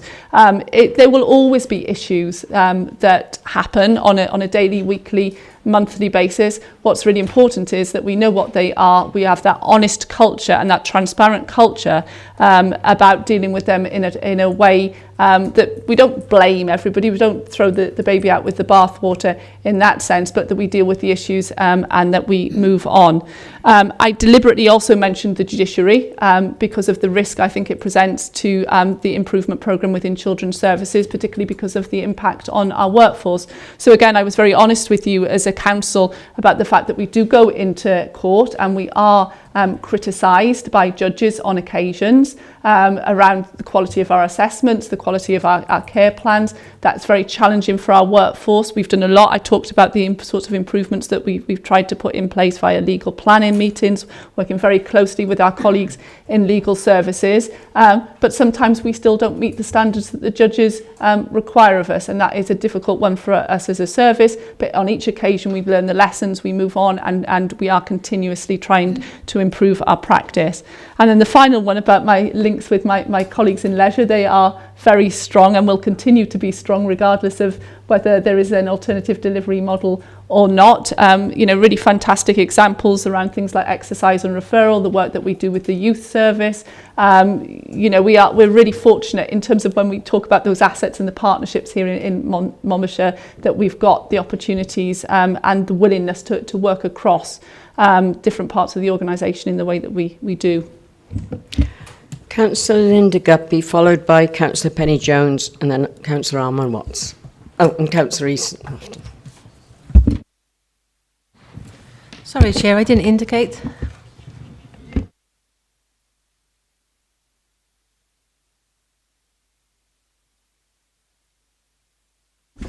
Thank you, Chair. Regarding the judiciary, I'd just like to point out, as a member of the adoption panel, that it is not just Monmouthshire. I'd really be quite interested in what your sources actually said to you about children being badly treated or whatever, because this affects every local authority. Believe you me, it is not just Monmouthshire. The state of the morale that some how can I put this, judges affect the social workers. It is really, really hard to understand how bad it is. And it is a situation right across the board. And regarding Kevin's query about loneliness and the effects of it, I too had a similar case in my ward when I was asked to meet a resident at his home, and he started off by saying, I don't really know how to approach this, but I am very lonely. And after initially wondering what he was going to say next, I actually was able to refer him to somebody in Bridges. They've got a volunteering and a befriending system, an elderly gentleman I And also a visit to Mardy really opened my eyes as to what is available in Monmouthshire. It is unbelievable, and I would urge you to try and make a visit to one of these places to see how we are going forward and how we are leading the way in Monmouthshire. Okay, so if you want to talk to me afterwards, I'll be able to. Thank you.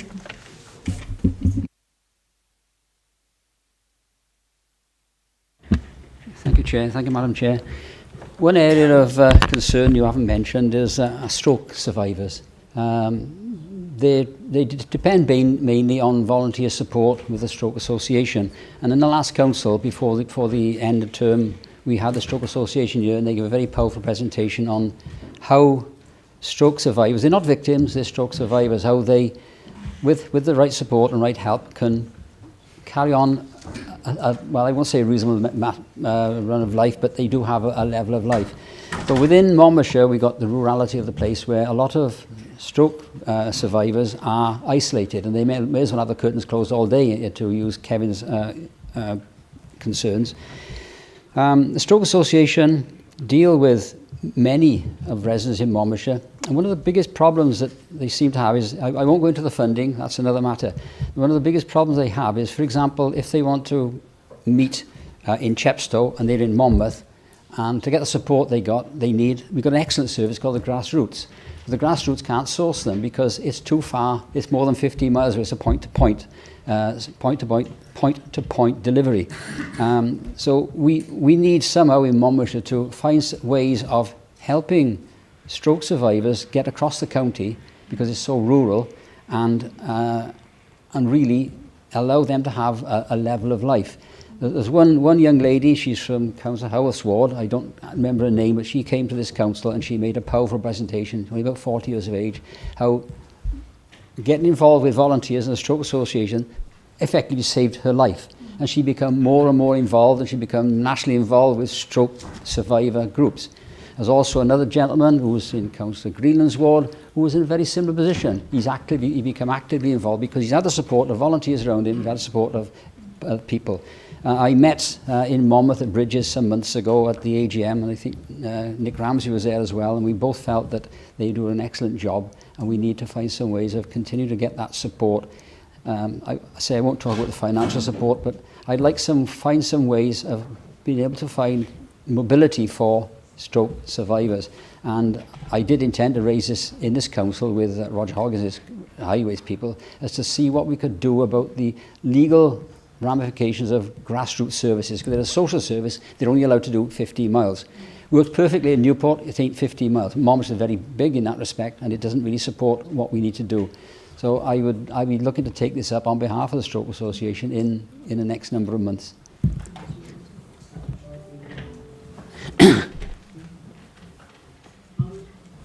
Yeah, I only just wonder what role housing associations, who are supposed to be our partners, have to play in this whole picture, really, because, you know, we've talked about loneliness, and Kevin and I have discussed this many times. Monmouthshire Housing, for example, many years ago, and I've talked about it in this chamber, decided that they were going to get rid of the warden service. Now, some of those people that use the warden service chose not to use it because there was an additional fee, and some of those people simply kind of gave up. I can assure you from my perspective, and I, like Kevin, go around at Christmas time or in the new year and visit them as regularly as I possibly can, and you get an influx of new people coming in, is that they all would like some form of warden service back. But I find it really depressing that a lot of these places are effectively run on friendship circles, as we all would with our neighbours. We'd look after them. But these people are elderly themselves. They're struggling to look after themselves. And I get very, very concerned about it. I find it quite depressing, really, to watch Monmouthshire Housing discard any responsibility they have to ensuring that some of those people are actually seen. Some of those people can go for 3, 4, 5 days in a row without seeing a single soul. Can you imagine that? Sat at home, just looking at the television, not seeing a soul. So we could do something, whether it's through contract or we could apply some pressure on them to ensure that they are looked after and dealt with accordingly. I think there's a couple of things which all hang together, and it all comes back really to how we work with our partners, to really understand what resources each of us bring to the table within local communities to best meet the needs of those populations and those ageing populations and those ageing people within those communities. So we do work very closely through that place-based locality, working with Monmouthshire Housing and indeed other RSLs. We both support them through our Supporting People funding, and they bring their own resources as well to bear in providing what we would call housing related support, and what that now is far more tenure neutral than the old warden schemes used to be. So you could be living in private rented, or you could be living in your own accommodation and in the past not be able to access that sort of support or friendship circle. And what we've done through our Supporting People commissioning for this year is to make sure that's available to everyone regardless of age, because you can be isolated in your 40s if you've had a stroke, as much as you may be in, you know, still very well connected and very fit and healthy in your 80s if you haven't had misfortune around ill health and disability. So we are working in each of those places, and over the next while as well we'll be refocusing our Supporting People commissioning into looking what we need in every community around keeping people connected and able to maintain that level of independence and connection that is so important to their well-being. In terms of the transport, it is a particular issue for us, not just people who are survivors of stroke, but other chronic conditions and health conditions here in Monmouthshire. And one of the things we're looking to do, and again, it's what we can do, we've heard the word volunteers and voluntary basis a lot this afternoon, haven't we? And we're so dependent on that part of what we do now, and people who are willing to give their times, many of whom are older people themselves, to look what we can do around transport coordination across and linked into the community hubs and the localities within which we're working, because it's great having things, but not everything can be in every community. Some things you do need to have that degree of travel and flexibility too. And if that's the barrier that people need to overcome, that's the area that we need to work on and continue to work on. Thank you. Councillor Paul Pavia, and then Kelly will sum up then. Can I thank Claire for what was a very honest performance appraisal, I think, of our social care services, our social care offer. I think you're absolutely right. We're in a real decade of change for health and social care. There's just a couple of issues that I just wanted to focus on. Preventative children's services. Now, the phrase edge of care is ministerially recognised in Wales. Now, there are children and young people who have some needs that we need to look at, and as a local authority, and how we can support them to prevent them from becoming looked after children. What does that picture look like here in Monmouthshire? How many children are on our radar that potentially could be on the edge of care? The other issue, which you've touched on, is foster caring.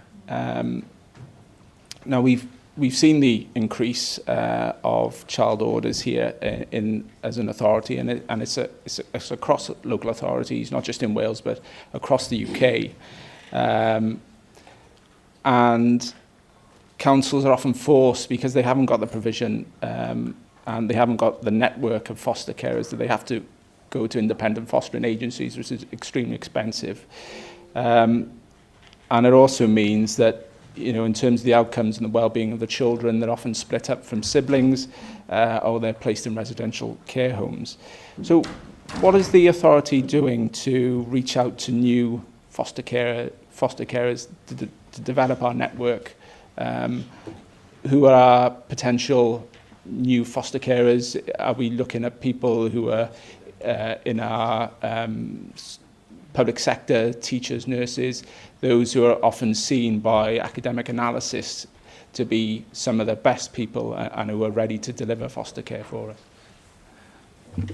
Thanks very much for the questions. So there's two, what I think are probably some of the most critical issues that we are working on at the moment in children's services there. One is around our whole family support provision, and we did a big review of family support in the last year, and what that identified are two gaps for us in Monmouthshire. One is the really early intervention and prevention, and the other is preventative services at that edge of care. And we'd seen in the previous year, which you'll see in the report, quite a sort of a very sharp increase in terms of numbers of looked after children.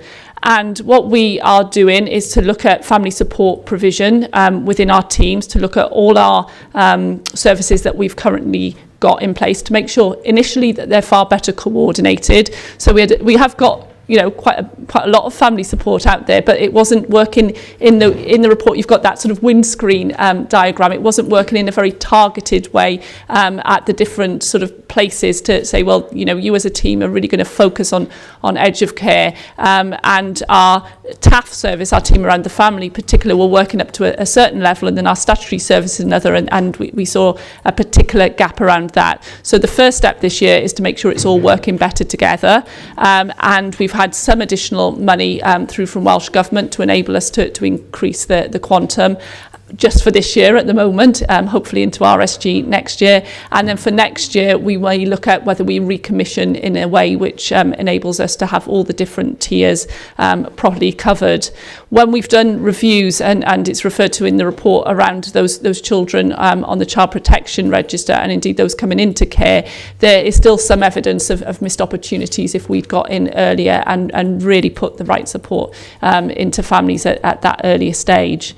The second issue in terms of foster carers, when children are in the looked after system, the continuing relatively low number and relatively low proportion of Monmouthshire foster carers as opposed to IFAs, independent foster agencies, is a real issue for us. And as you said, it impacts not just financially, but in terms of the quality of outcomes for children and young people as well. We have had a real push on trying to recruit Monmouthshire foster carers. In county, we've had investment from the council around that, and enhancing the placement team to enable them to spend more time. We've been working very closely with colleagues in marketing, and I'm sure you've seen some of the literature around that. I have to tell you that despite all those efforts to date, we are still not seeing what we need to see in terms of that increase in Monmouthshire foster carers. So what we will be bringing forward into decision-making processes and scrutiny in the autumn is an option appraisal about what we do around that. We are a net exporter of IFAs in Monmouthshire, so we have a demographic of people who are prepared to foster, but at the moment, for reasons they understand and we don't fully understand, because part of it will be financial and part of it won't, they're choosing not to foster for the council. Thank you. Kelly, would you like to sum up? Yeah, if I could, please. Firstly, just to say thank you to Claire for that report. It was very comprehensive, as I'm sure you'll all agree. I think it's right and proper for me just to say a few words in lieu of the Chief Executive, as this is an officer report. And as Claire has said, it's very much a statutory report, but it reflects her views and her lived experience as the Chief Officer for Social Care, Safeguarding and Health. So as you might have come to expect from Claire, it's a very honest, straight-talking, plain-speaking report. As I've said, comprehensive, lots of strategy, but equally lots of detail around delivery and implementation, which I'm sure we all draw some comfort from. I think that's really important in the light of the grave challenges, but opportunities as well that are also upon us. And I think my input is quite a simple one. I think Claire has explained really well that, yes, we're talking about a Chief Officer report, a statutory report on social care today. But actually what Claire has described really eloquently is a major contribution to a social justice agenda. And I think lots of the issues that have been described in some detail this afternoon can't just be met. Lots of the challenges can't just be met through social care work and social care practice. It involves us all. It is about the housing associations. It is about community development. It is about tourism. It is about living history. It is about engaging people. And most of all, it's about engaging community so they can make a very important contribution to this agenda. And I suppose the last thing that I want to say is that this isn't just Claire's responsibility. Yes, she has a statutory responsibility, but as a senior leadership team, this agenda is key to and for all of us. Thank you. Now we come to the corporate safeguarding policy. Councillor Penny-Jones. Thank you, Chair. I too would like to thank Claire for that very robust report highlighting both the improvements and the pressure areas within the service. So, well done, Claire. My job is to introduce a corporate safeguard policy, and this new corporate safeguarding policy being introduced to members is fully compliant with the Social Services and Wellbeing Act and combines adult and children's services for the first time, ensuring that everyone living in the county is kept safe and protected. Safeguarding children and adults is one of the highest priorities in the Council, and it must be recognised that it is, as Kelly has already noted, that it is everybody's responsibility.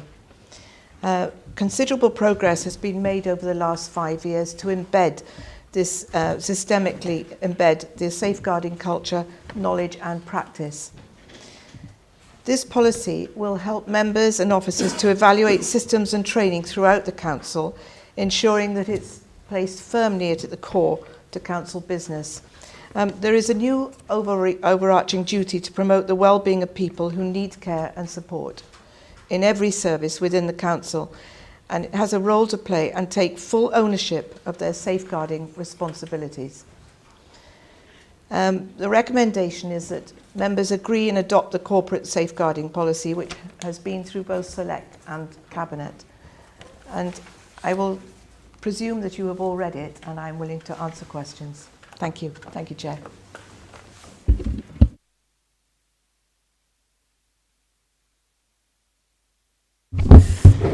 Thank you, Madam Chair. Yes, I know we've talked about safeguarding a bit, but I want to refer to page 9 of the document of the actual safeguarding policy, quality assurance, reporting and monitoring. And I quote, it says, the Council has comprehensive mechanisms in place for officers and councillors which provide a robust governance framework supported by a performance reporting system that is transparent. Are we sure, are we confident of this, that it's a transparent system, given that we only failed in March, given this is the second time since I've been a councillor, that's 5 years, Monmouthshire has failed quite dramatically on child safeguarding, and we know that maybe the Cabinet in the past have been, well, the WOA said chummy with senior officers. Is the level of scrutiny there? Is it there to really challenge you and hold your feet to the fire? And I want to sort of push this point because the Wales Online, the council can scoff, it's under his leadership twice the child safeguarding has failed. Wales Online asked councils how many looked after children had gone missing since 2015. 13 councils responded, 5 didn't, which was one of us, citing that they refused to give out the information. Is that what we do, is we refuse to give out information such as that? Thank you for your questions, Councillor Petroni. As to the level of scrutiny and whether it has improved, it must be admitted that there was a lack of adherence to policy initially. I think you're referring really to Curbcraft and the Curbcraft scheme. And it was found during a voluntary audit, and it was found that there were gaps. Now, we can never say that those gaps will all be filled, but we can work towards all those gaps being filled. And through this new policy, which is fairly robust in itself, and the new volunteering policy, which is coming through in the autumn, it is hoped that this will do it. Well, it is more than hoped, it will do it. A new structure for safeguarding is being developed at this time, where everyone will come under one umbrella. The problem that I think we all see is that it has been diverse before now, that it has been bitty. But now every directorate has responsibility to collate all its data. And that will be brought together, as I say, under one umbrella.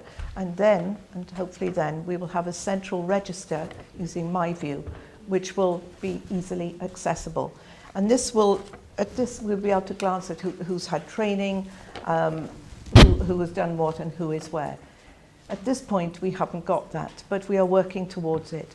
And it is far more robust policy than it was in the past.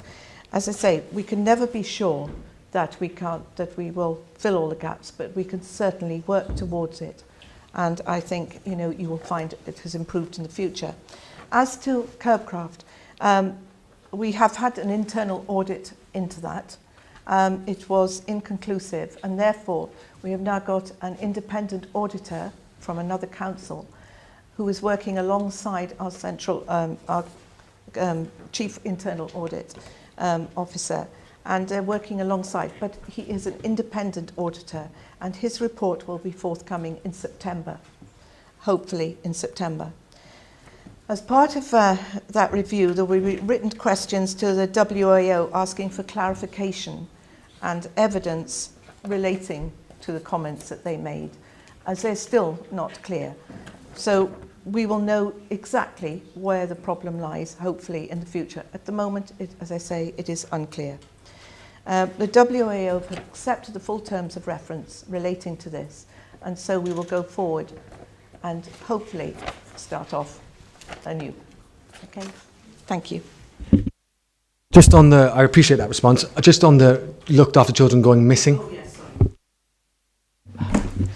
as to that, I'm not aware of the policy. I'm sorry, I don't know enough about it to give you the answer, but I will contact you about it as soon as I have the information, unless I can refer to... I assume that it will have come in as a Freedom of Information request, but I don't recall seeing it, but I'll look into what's happened to it, because we do usually respond to such requests, and there would be no reason why we wouldn't have. So I'll look into why that didn't happen. I just want to, with safeguarding, give a little bit of context. Safeguarding is always work in progress, and I think we need to recognise that and have the maturity of debate within this chamber around that being a fact. You know, what is important and what the policy moves us on from the previous policy is that we've got the systems, the processes, the mechanisms, the governance arrangements to know where we are at any moment in time, and we've got the confidence in those systems and processes to know that where there are issues, and there will always be issues, you do need to know that as a set of councillors, there will always be issues, but those issues are dealt with in an open and transparent way through action plans with timescales, and then we put them back in place.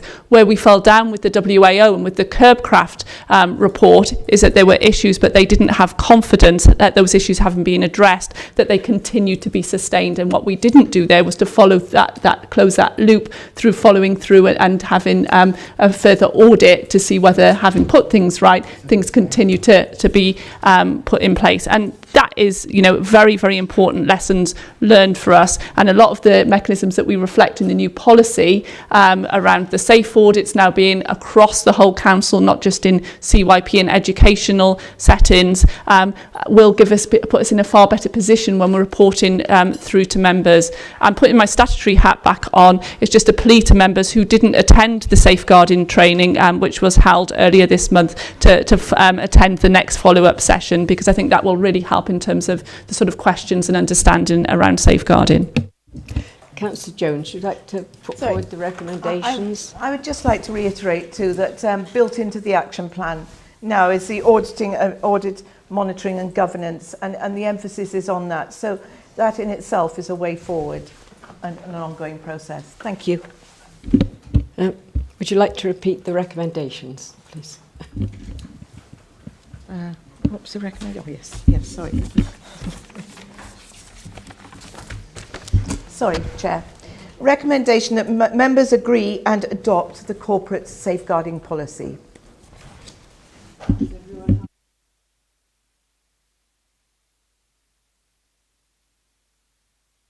Thank you very much. If they want to break them. Yes.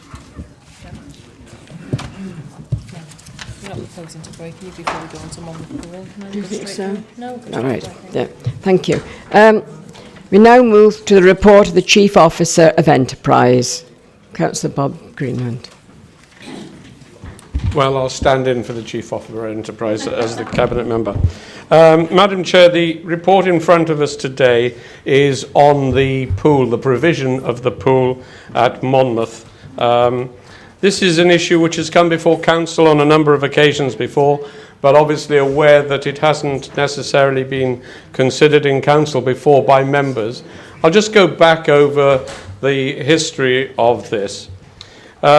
The original decision to build a new school in Monmouth was taken some years ago, and it was recognised at that time that this would inevitably mean that the site of the existing pool, which is attached to the leisure centre, would need to be given up for that school build. Originally, it was intended that the new pool would be a standalone pool in another part of the grounds of the shared site. However, that was soon overtaken by a further plan, and that was to provide the new pool within the area of the school itself, and to provide that at a cost, I believe, of £5.2 million. Following that, there were discussions, and we went out and brought forward leading consultants on this in the form of Alliance Leisure. And together with them, we looked again at the proposals.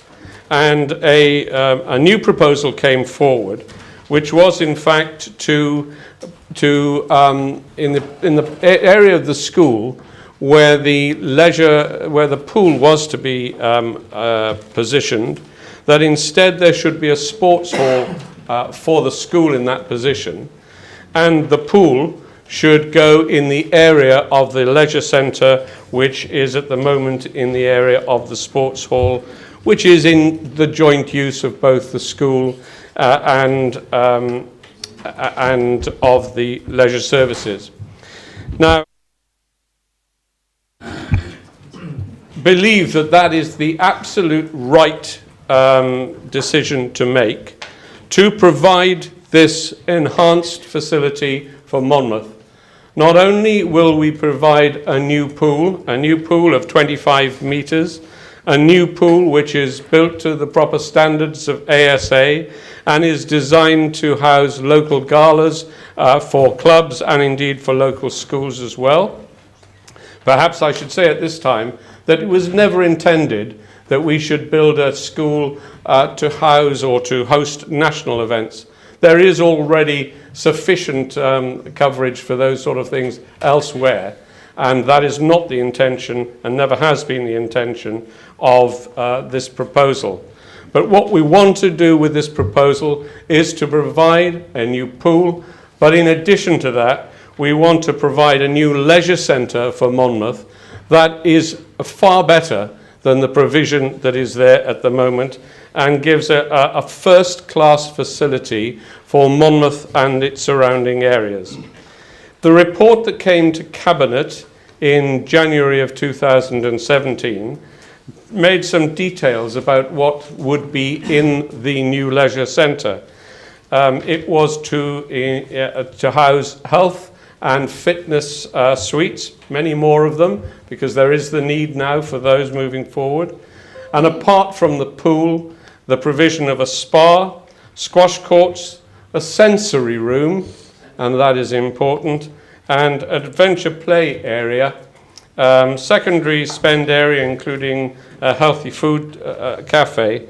And this would be not only a much better provision for Monmouth and its surrounding areas, it would provide us with a larger income from the enhanced facilities, and this would therefore help pay for the new facilities. So we had a position where the pool itself, when we were at in those days, was going to cost £5.2 million. In January of this year, Cabinet received the report that the new leisure centre and the new pool would cost us £6.68 million. That was an indicative figure. It was at that stage the best estimate that we could get to. Cabinet wanted cost certainty on this project, and so in January we asked officers to go and come back with a final business case that gave us that cost certainty, and that is what they have done. And the new figure that has been given those cost certainties is 6.98 million. Now, the school has been using the sports hall for exams apart from the use as a sports hall. It was originally expected that there would be alternative venues that those exams could be held in around the town, such as the Shire Hall, for instance. However, in discussions with the school, officers from education services have established that the school was not satisfied with those proposals. They felt it would damage the opportunities of students taking public exams to do their best. The last thing we want to do is to, in any way, hinder the progress of these students. As a consequence of that, officers have been looking at other proposals, and the proposal that has come up is that a temporary structure should be put within the grounds of the school. I have to say, a vast temporary structure. I think it's 700 square meters. Yeah, 700 square meters. And that will be able to be used for the school, for its use, and for the use of children to take their exams in. Inevitably, that adds additional cost to the project. But it is, we feel, an additional cost that we cannot avoid. We have to put our children first. Equally, we are very conscious of our commitment to Monmouth and the surrounding areas to come back and to provide the new facilities that we have promised as soon as possible. Therefore, officers have put before us today a report which gives us 4 options. And the first option is to go ahead and to build our leisure centre, including the pool, as quickly as possible, but to make no provision for the school's use of facilities for exams. We don't find that acceptable. We recognise that on top of the build for the leisure centre, there will therefore be additional costs, but we believe that we have to accept that that will be inevitable, and therefore we would rule out option 1. Option 2 is the proposal that we will build the temporary structure and that we will move on to redevelop the leisure centre, including the pool, as quickly as possible, so that it might be delivered in total for the people of Monmouth and area as soon as we possibly can. Option 3 is to delay the build of the leisure centre entirely until the school is built. For the reasons that would give delayed delivery for the leisure centre for the people of Monmouth, we do not believe that that's an option that should be taken either. And then option 4 is to start the rebuild of the leisure centre now, but to leave the pool until the school has finished with the use of the sports hall, which would be after the exams next year. That gives complications to the project that we're running for various reasons. And I would also add that the excluding option 1, there is very little difference in the financial costs of the other 3 options. And on the basis of that, we believe that the best option to go for is option 2, which is the option to get on with the build as soon as the temporary structure is in place for the school to occupy.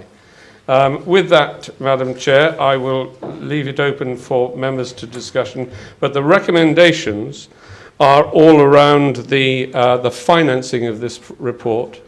And I should also mention that as far as the financing goes, it was always envisaged that there would need to be some financing by the council. As a consequence of that, in the last budget, there was an amount set aside to cover this eventuality. I'm pleased to say that it is with these proposals, we are well inside the envelope that had been set aside to pay for that. And so the recommendations will go into those forms of financing in detail and confirm what I've already said in terms of the provision of the leisure centre with the pool as promised. Councillor Armand Watts. Yes, thank you, Chair. I remember we had some discussion about the overspend of the school originally. I think that we'd overspent, when we got down to it, there was an overspend of around £11 million, which isn't, it's a significant amount of money, really, as far as education budget or school budget is concerned. I did ask, though, the officers at the time, I asked the council, I asked Peter Fox, if I could have an update, really, on the contract, really, and I'm trying to think, schedule of works is the word I'm looking for. Today, I haven't had one single update on that. So I guess what I'm concerned, really, is we talked about the cost certainty of this, and this seems to be a moving feast, really. There always seems to be an additional cost added on there, which is concerning me, because in fact then if you add on this additional amount of money to that cost, then it's more than £11 million. Precisely, can you break down where this additional money is coming from, how you've afforded this, and give it some kind of perspective? I really would like a little bit more detail. And could we regularly be updated on the I guess the improvements really being made to the school? Because I know there are some additional, I'm hearing anyway, there's some additional delays on those two schools, and I wonder what the cost implication of those delays are. So we talk about transparency. I haven't had one single update from that, Chair. Councillor Fox, do you want to answer that? Yeah, thank you. I'm sure Bob will come in and when he winds up and give some further clarity. First of all, I can't recall your requirement for me to give you to write to you about something, Armand, but we can pick that up afterward. Madam Chairman, we're talking about the swimming pool here, the leisure provision in the town. We're not talking about the schools. We've sorted the schools out. We've had that meeting some while ago, so we're not talking about the discussion of the schools here today. We're talking about what do we need to do to bring about that council's wishes to re-provision a swimming pool, and that's something we've said we will always do, even though there's many on the other side of the chamber who felt that we weren't committed to that. We've been committed to deliver a pool for the people of Monmouthshire and area, and we've decided that we should be given an enhanced leisure facility as well, which can generate income to pay for itself. That is good business. That is something I hope in time we can roll out further around the county. And the first consideration has to be of our young people, and I absolutely take the views back from the school about that we shouldn't do anything which could jeopardise the life chances or opportunities of young people achieving to the best of their ability. And in line with that, option 2 seems the best option. I recognise that even if we were to choose an option, say, I don't know, option 3, we would likely incur a not dissimilar cost in the long run through putting off the build for a longer period and any inflationary charges which would result. And I think that's identified in the financial matrix which is underlined below. But as I started, this is about the swimming pool today, Madam Chair, not about the school. We've dealt with the school, and I know my colleague, Cabinet Member Richard John, will be bringing a further report to this council in the autumn, which will be looking at the schools and helping people understand what the next phases are in school builds in Monmouthshire. Councillor Breakborough. Thanks, Chair. Just really to support Councillor Watts, actually there was a huge overspend on the school, and the effect is there's less money for the pool, actually. But we are where we are. Talking about the pool, I'm not really excited by the pool. First class, not sure. My Twitter account got very excited when Monmouth Beacon quoted me as saying Monmouthshire County Council had aspirations of an Olympic pool and we've ended up with a paddling pool. Right, well, okay, it's probably not a paddling pool, but it's a leisure pool, it's a holiday pool, it certainly isn't a competition pool. And a sports educationalist that I was speaking to recently did say that if you're going to invest in health and well-being, if you're going to invest in Monmouthshire being the best, you need at least one competitive pool with a gallery for watching in Monmouthshire somewhere. And he was very disappointed with what we've got as a result. The depth of the pool, the size of the lanes and the lack of viewing facilities means that it can never be used as a competition pool or to support galas or maybe the Monmouth swimming teams. Looking at the decisions here, because what we were concerned about is looking at option 2. Just a few questions around that. First of all, during the swap over or the temporary closure at certain parts of the leisure centre, are you able to assure us that staff are safe and that no one will lose their salary or their livelihoods during this period? And if they are, how many would that affect? The other question really is around the phasing. Now, I was understood to believe there was 3 phases. 1, knocking down the school. 2, building the school. Phase 3 is then the pool and the leisure facilities. Now, I spoke to Simon, the programme manager, a coordinator, and I asked him his views, and he said, technically, yes, it can be done. I said, is it good practice?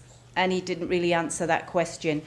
So my question around that is, yes, technically it can be done, but refurbishing the leisure centre along with the build of the school, what risks should we be looking out for? What could go wrong? It feels as if, as I say, there'd be a lot of kind of chaos, complications and craziness going on there with everything happening all at once.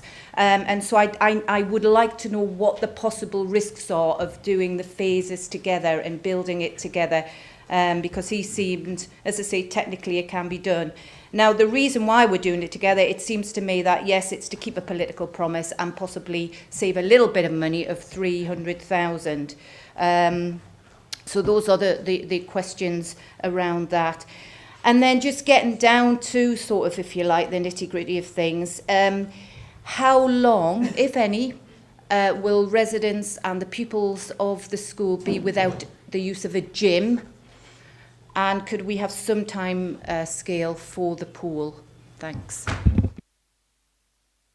Councillor Greenland, do you want to answer that? If you'd, yeah, certainly, Madam Chair. I'll just go through some points. Then I'm going to call on some of our officers and experts who can answer some of the issues which have been said. First of all, let me just be absolutely clear. The original price for this this project, because it was an improved project that we were going for, was 6.68 million. That was an indicative cost which was brought to us in January of this year. We felt we needed cost certainty, and therefore officers have gone away and given us cost certainty, which has added £300,000 to the costs. I've asked, and I've been given the reasons for that 300,000, but perhaps I could ask officers to deal with that in a moment. Councillor Blakeborough again seems to be wanting to deal more in sound bites than facts. And she clearly hasn't read the report, because it says that it is built to standards. It is ready to be used for local galas. I have said that we weren't going to build an Olympic or a national pool. If Councillor Blakeborough wants to build a national pool, can she suggest where the money is going to come from, which could double the cost of a pool for those purposes? Where is she going to take the money from for that? Let's have some answers to that. But we have the experts here who can answer whether this pool is capable of what it's designed to do. And I would pass over to officers at this point.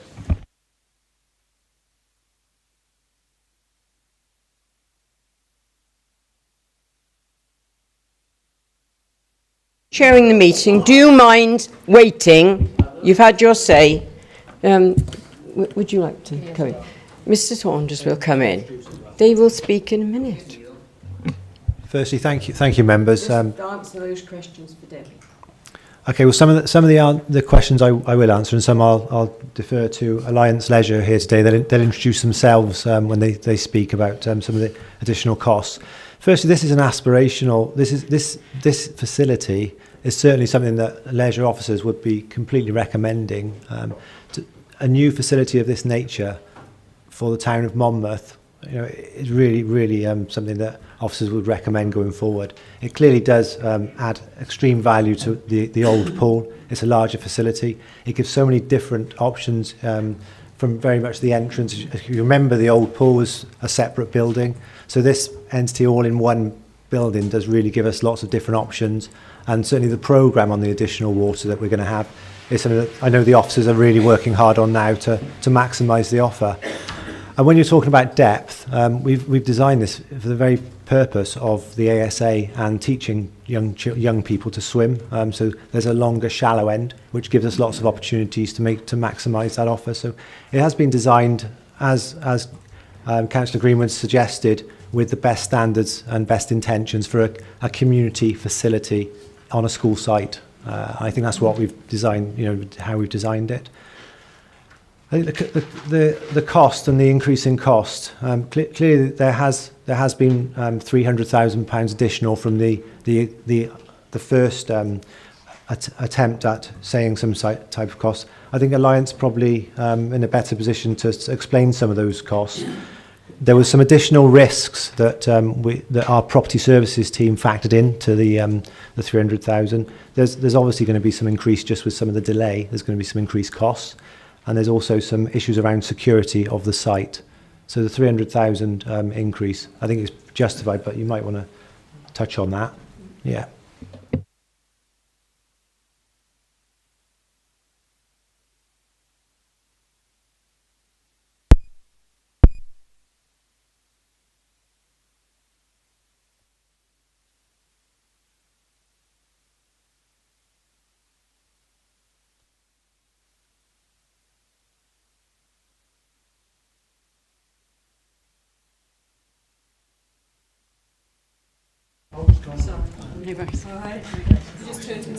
Okay. Good afternoon. My name's Julia Goddard from Alliance Leisure. As Ian has mentioned, there's sort of the £300,000 increase. Part of that is because of the depth of the floor. We're now going from a single level floor to a deeper pool, which was one of the requests that came back from liaison with the community. One of the other costs is the programme is slightly longer. So we're on site longer. We're on a school site and a leisure site, so we're making sure that all the traffic and deliveries can be dealt safely. So we've got the compound, and the programme will just be probably 2 to 3 weeks longer than it was envisaged first time round to accommodate all those issues. And the last one is that we've done all the surveys now, which weren't done at Christmas when we did the first costs. Surveys indicate certain things that have to be done, so maybe slightly deeper piles when we're doing the foundations. So you make assumptions when we're doing the initial costs. The surveys allow us to clarify those costs. So that's where the 300,000 has come from. Thank you. Councillor Matt Feekins.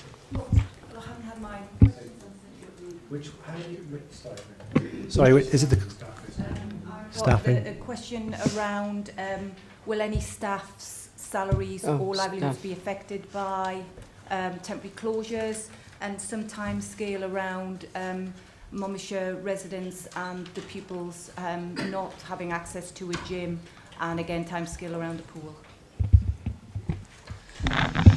Hi, Richard Simpkins, Business Manager for Tourism, Leisure and Culture. The first question around staff, there's absolutely no risk to staff. We've already liaised with all staff to look at other opportunities during the build to reallocate staff on other projects and other work nearby, whether it's the Shire Hall or Abergavenny Leisure Centre. So that's already in process. The risk you mentioned earlier as well about two projects operating side by side with Interserve and obviously ISG coming in to do this work. We've already had numerous meetings, and there will be regular meetings, weekly meetings between the two contractors, the leisure management and the school, and the 21st Century School project team as well, to make sure that everything runs smoothly in line with one another. So that's already been a consideration. The timescales for the build, obviously, at the moment, it's proposed, you asked the question about the fitness suite. The first phase of the works is to look at the redesign of everything bar the sports hall being converted into the swimming pool. So the fitness element with the fitness suite, spinning studio, toning studio, play area and cafe area, which is going to be an excellent addition for socialising. That's on a 32-week programme, and then the remainder of the programme, up to 55 weeks, will be looking at the sports hall for the pool completion. So a total 55-week project. That's what's being proposed at the moment within the time frame for the build.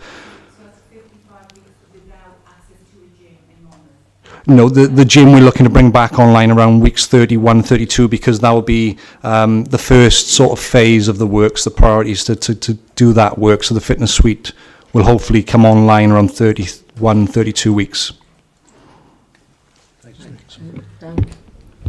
Yes, just to update as well, we're doing our best as a service to look at other options for memberships and gym usage. Obviously, we have got some other facilities that we could put a temporary gym in, a pop-up gym in the town, but that's early days in those discussions. But we're pretty hopeful that we'll be able to provide some facility, and certainly for the exercise referral, which can go into certain areas of the town as well to continue that service. Right, Councillor Matt Feakins now.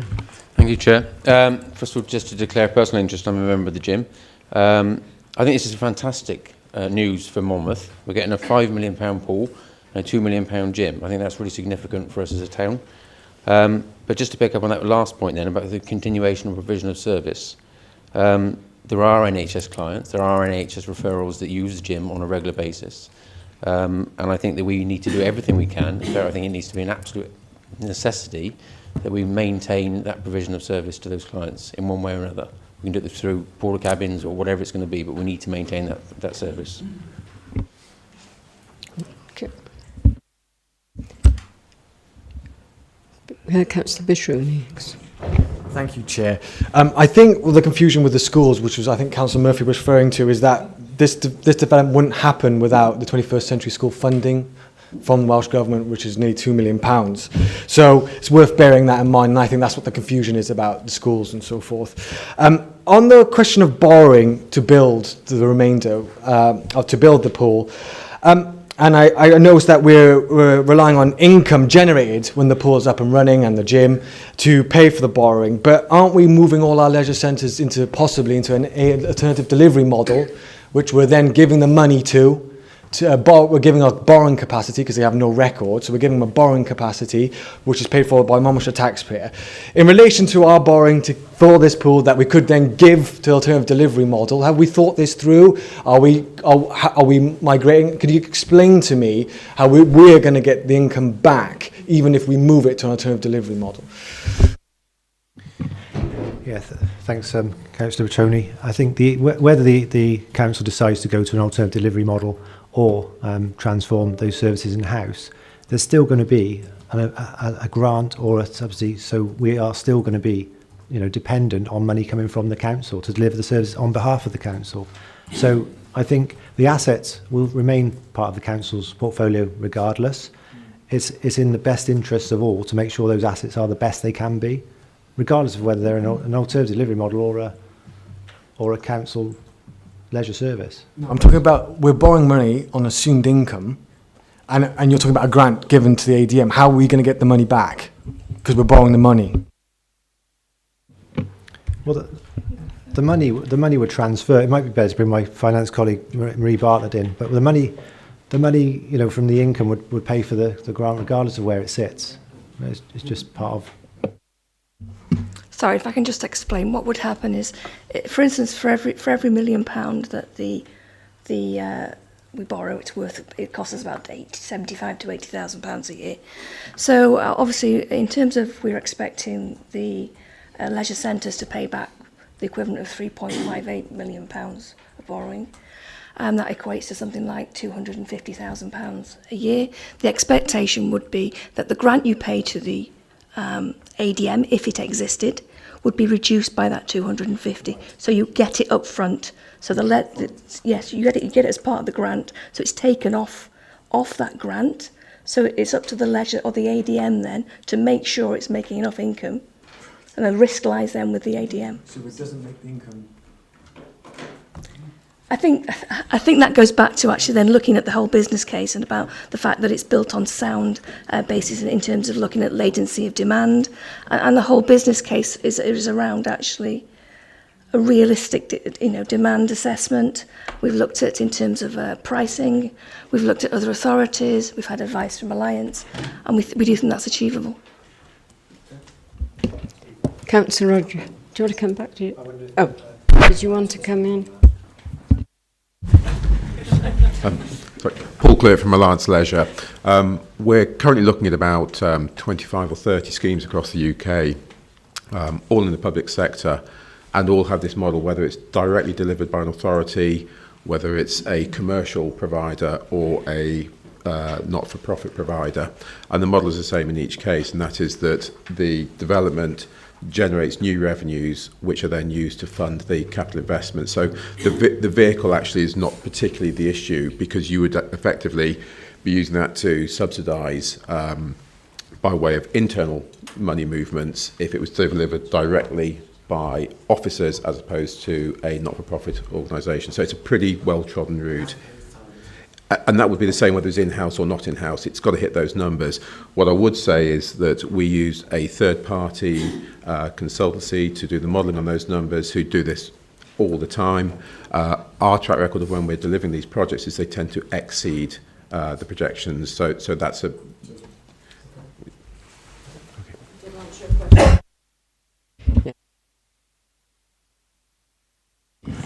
Thank you, Madam Chair. Comment first of all, and then I'll ask the question afterwards.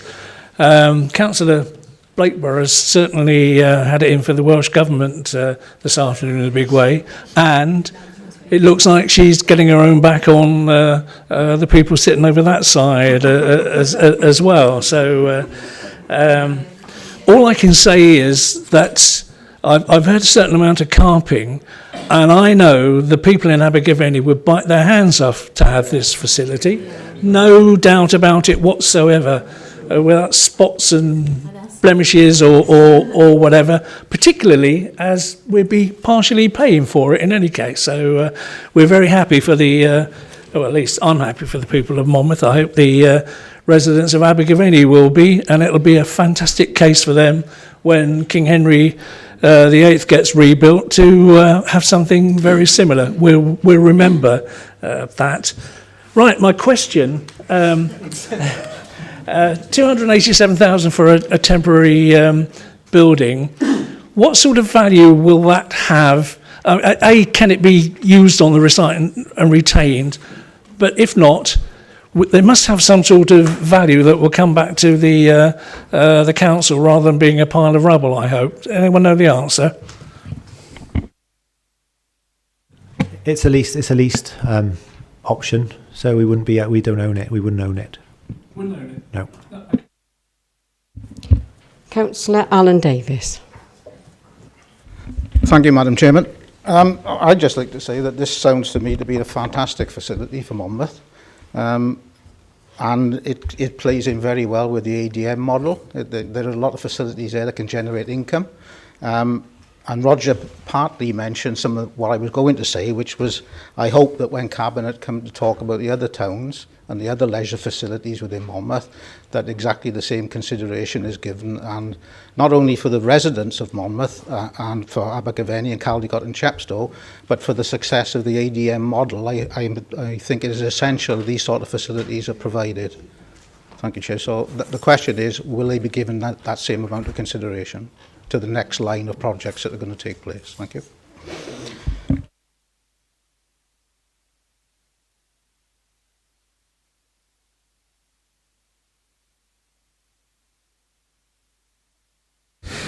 Yeah, certainly the aspirations is that we will modernise all our leisure facilities in Monmouth as we move forward. I'm not too sure. We haven't yet been into discussions on how interlinked the leisure centre is with the school proposals for Abergavenny. That's far too early to be able to say that.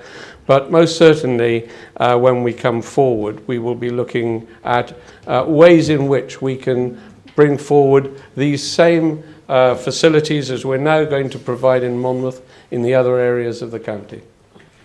Councillor Tudor Thomas next. I think Roger's stole my thunder. The big thing that I would say is, in terms of both King Henry and the leisure centre on the grounds of King Henry, they're both badly in need of refurbishment. Abergavenny is getting a second-class service in terms of the building for education in KHS, and it's also getting it in terms of the leisure centre. Nothing to do with the staff, but that leisure centre was built in about 1970, and it's showing its age. The pool is not suitable for learners. It hasn't really got a shallow end. And as well, I think it disadvantages people in Abergavenny who are not affluent, who can't send their children to Monmouth girls or Monmouth boys and sink in the carpet. They have to send them to King Henry. And also those people who can't afford to go to other leisure centres in Torfaen, like Pontypool, which is much better in terms of facilities. I really think that people who are disadvantaged in Abergavenny, in North Gwent, in North Monmouthshire, are being disadvantaged. And we really need to move and not have that plan for King Henry and the leisure centre too far away, because people in Abergavenny are extremely unhappy about the state of the school and the state of the leisure centre. Thank you. Councillor Tony Eason. Thank you, Chair. I've got concerns of the direction that we are going in on the matter of building these schools. I'll take you back to, was it in Mega, was it in County Hall, Cumberland? I'm not quite sure. We made the decision to have two schools, Caldecott and Monmouth. 50% of the funding will come from the Welsh Labour government.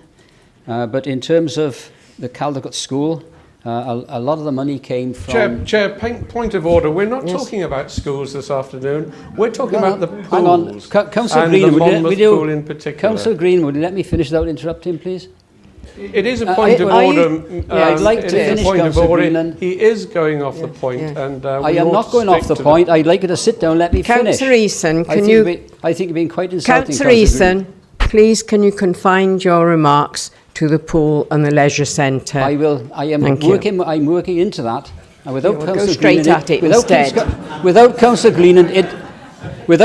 Greenland interrupting, please let me finish and don't insult me. The policy was to have two schools. With those schools, we'd have leisure centres and we'd have the support services. A lot of the money in Caldecott came from developments in Caldecott, and it was funded. But to move forward on the Monmouth case, because there were going to be concerns with the pool and the structure of the land, money had to be shaved off the complex in Caldecott. As a consequence, we do have a leisure centre, but it's not in the school. We don't have a gymnasium in the school. We've had a cheaper option than what we could have on the basis we've got to spend money in Monmouth. And I understand why you've had to spend the money in Monmouth. So I ask the question now. We're spending money in Monmouth, yet we're borrowing money in Monmouth. I would like to know, this is like a steeplechase, with each hedge getting higher and higher. I know Roger Harris is happy to see this in Abergavenny, but I do question the fact that we're going to rack up so much debt is going to make it difficult to work on Abergavenny. And I answer the question then, what do we do about Chepstow? So that is my concern, Councillor Greenland. Without your insults, I would prefer you to stick to what we're talking about. Chair, I have made no insults at all, and I do object to those accusations by Councillor Eason. I do as well. If he's taken it as insults, I'm sorry, but it was most certainly not meant to be such. Apology accepted. As a point of clarity to Madam Chairman, nothing was shaved off Caldecott. There was no plan for a new leisure centre in Caldecott all the way through. Roger will tell you that. He's been on the project board all the way through. Point of order, Chair, Councillor Fox. We did have to change the budget for the building Caldecott, supplement what we did need in Monmouth. And that went through Cabinet and Council. I'm not quite sure where all this information comes. Councillor David Dovey first. Who was next one? Thank you, Madam Chairman. I'm very happy for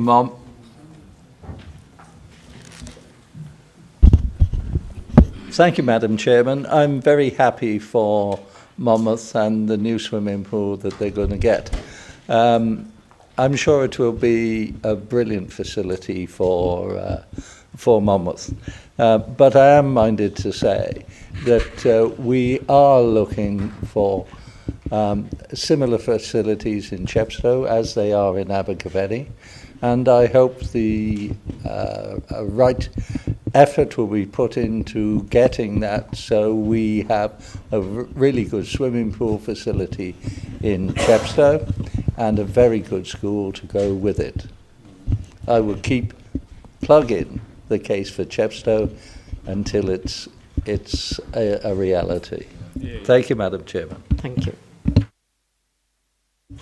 Thank you. Is that all the questions for now? Oh, Councillor Woodhouse and then Councillor Howarth. Thank you, Madam Chair. Just a question about the temporary structure. Obviously, it's leased, you've mentioned that. Could it be looked at to be used for other purposes, to be shared during the period it's being used for school? And also, if necessary, could the community be offered the use of it for a short period afterwards before it's taken away? Because obviously, this could be quite an asset to the community to be used for other events. Thank you. Yeah, the intention as part of the temporary structure being located on site is that we would look to use it for other purposes as well, with our club bookings that obviously can be displaced through from the sports hall, and yeah, we would definitely look to continue to use it during the period. Yeah. As for the second point you make regarding extension of the facility on site, I'm not really sure on that one, whether that is an option.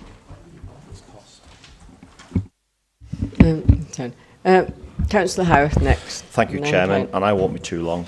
Many will know that I was actually opposed to this scheme because I didn't think it was good enough. I honestly, I believe we need to get to the 21st century with leisure, like a lot of other countries and a lot of other cities and towns within Great Britain. We are looking at it, we've fallen really behind with it. I would like a better project here, but we've got to live within our means, and we've got to live with what we have here. I'll go down Councillor Blakeburgh's point that I would have liked a better pool to deliver more with that pool, which we could have done. We could have been an academy pool, we could have been anything there. It looks like we're not going to go down that line. I would have preferred to just push the boat out a little bit further, but I'll go along with the recommendations today. Let's get it delivered and let's move on to the others in the next few years and see what we can deliver for them. Thank you, Chairman. Councillor Brown. Yes, thank you, Chairman. I'll be very brief, and just to reiterate my support for the comments made by Councillor David Dovey in relation to Chepstow and the school and the leisure facilities there. And obviously the case there is similar to the one that's been presented in relation to Abergavenny. Thank you. Councillor Val-Smith. Thank you, Chairman. More an observation than a question. It's been an interesting project to watch from the original inceptions and the acceptance that we needed to do something about our schools. It's been an interesting project. It's a continual movement. It's not a question. I just regret. We're supposed to be an enterprising council. Yes, we've got a project that's going ahead here. It'll be a good pool, it'll be a nice community pool, but why can't we think big as a council? Why can't we think, why shouldn't we be hosting a really exemplary pool there instead of a small one?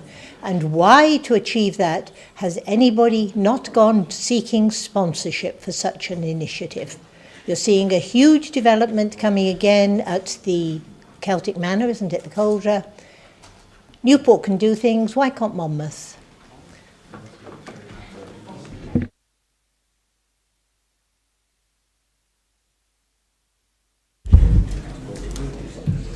Sorry, just to pick up on perhaps a couple of the points which had commonality.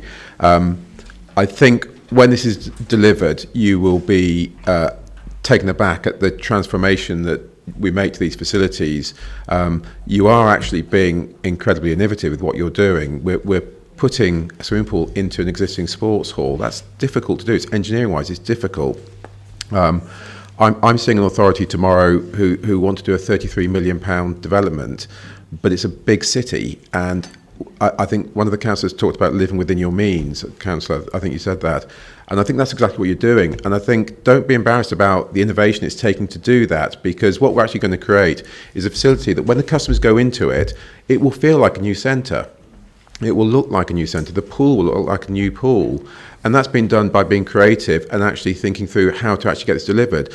Because if you came to me and said, can you deliver me a £33 million facility? Of course, I'd love to do that for you, but you couldn't afford it. And so you'd end up with nothing. So I think what you're actually doing here, if you go ahead and make a decision, is making a brave decision around using innovation and actually delivering a great facility for your community. So I think it will be a tremendous asset to the community.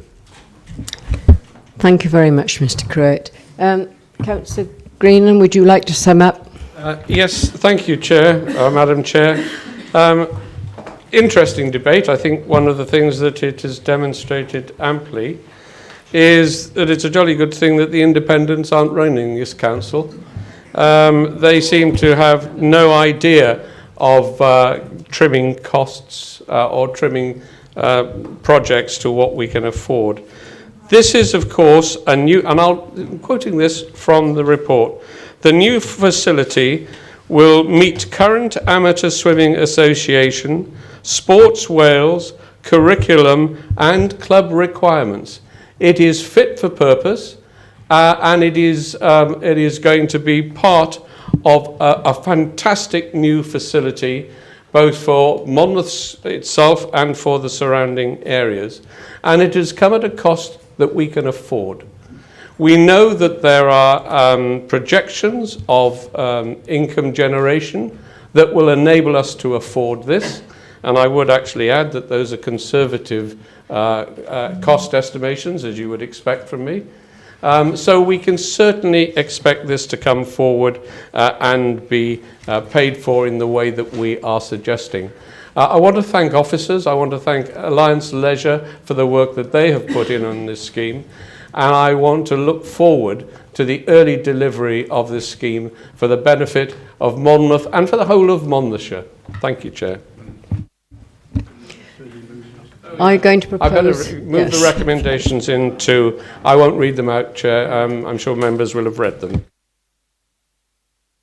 So, are we going to vote on option 2? I'm happy to propose option 2. Right. Seconder? No, right, thank you. All in favour of option 2? I'm not going to buy the recommendation. Just start another. Thank you very much. Well done, Bob. Good job. You'd be paying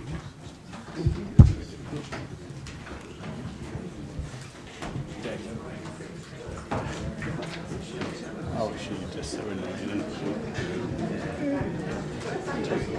Don't take pity on her. Right, we now come, members, please, the sooner we get on, the sooner we'll finish. We now come to members' questions, and the first one is from Councillor Baccioni to Councillor Brian Jones. As on the agenda, Chairman. Councillor Jones. Thank you, Madam Chair. Thank you for the question. Put this on. Yeah, just one explanation first, in case there are members in the chamber who don't know what Traws Cymru is, and it's a brand for a network of medium and long distance express bus routes in Wales, sponsored by Welsh Government. And the purpose of Traws Cymru is a network of medium to long distance routes, usually 25 miles or more, that connect key towns in Wales and complement the rail services. So that's what it's all about. As far as the question is concerned, and what discussions does the Council have with Welsh Government, the authority has had numerous meetings and discussions with Welsh Government on Traws Cymru, and those are still ongoing for the Monmouthshire area. A study of a new route from Brecon to Chepstow, that's going via Abergavenny and Monmouth, has been undertaken by Welsh Government, and discussions are still ongoing as to how this may be introduced in the future. Both Monmouthshire and Powys have current contracts on various services that are part of this route, and further meetings will be taking place to discuss this further. Once we have some proposals to put forward, we will report this to the Strategic Transport Group and Council. Thank you. I thank the Cabinet Member for that response. Could he send me in writing, please? And do you have any time frame when we'll see those proposals for those particular routes? No, I don't have those, but I can get them for you, I guess. So if you'll leave it with me, I will come back to you.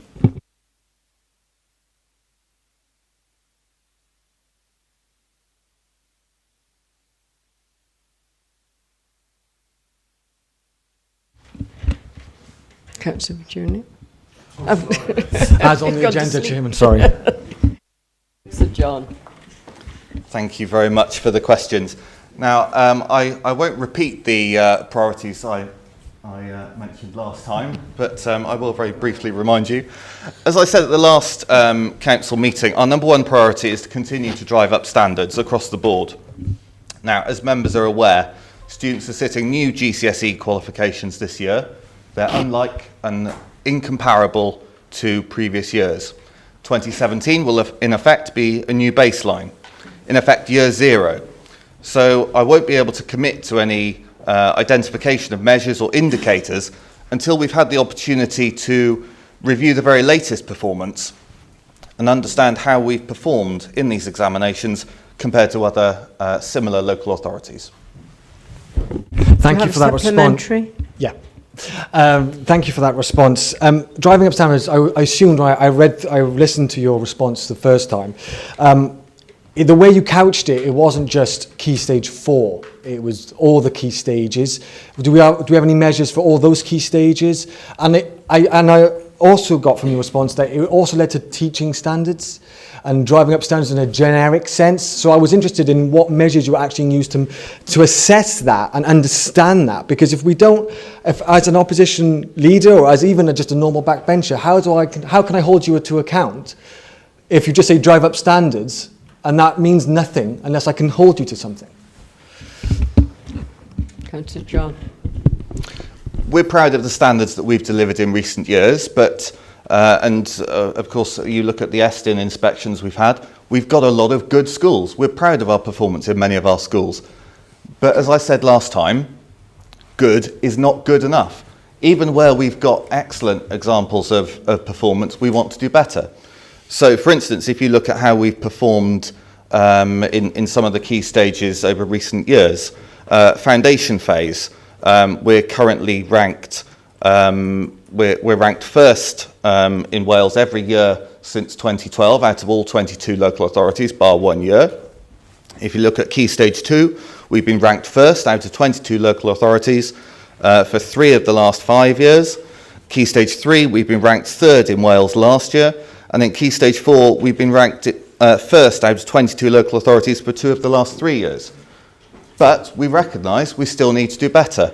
So we will be bringing forward indicators in due course. We'll be saying where we want to improve, but we really can't look at examinations that are 11 and a half months out of date, and in some cases examinations that don't exist anymore, to indicate progress for the future. But we will be bringing forward proposals in the future.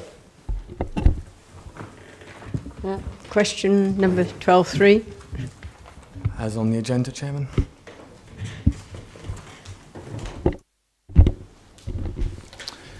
The second priority I set out last month was to promote children's well-being in schools, which we all know has a significant impact on how they perform.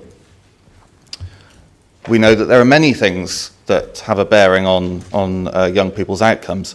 So we're going to be developing a new structure to organise, integrate and measure our activities relating to well-being, and we're going to be working with head teachers, colleagues and stakeholders.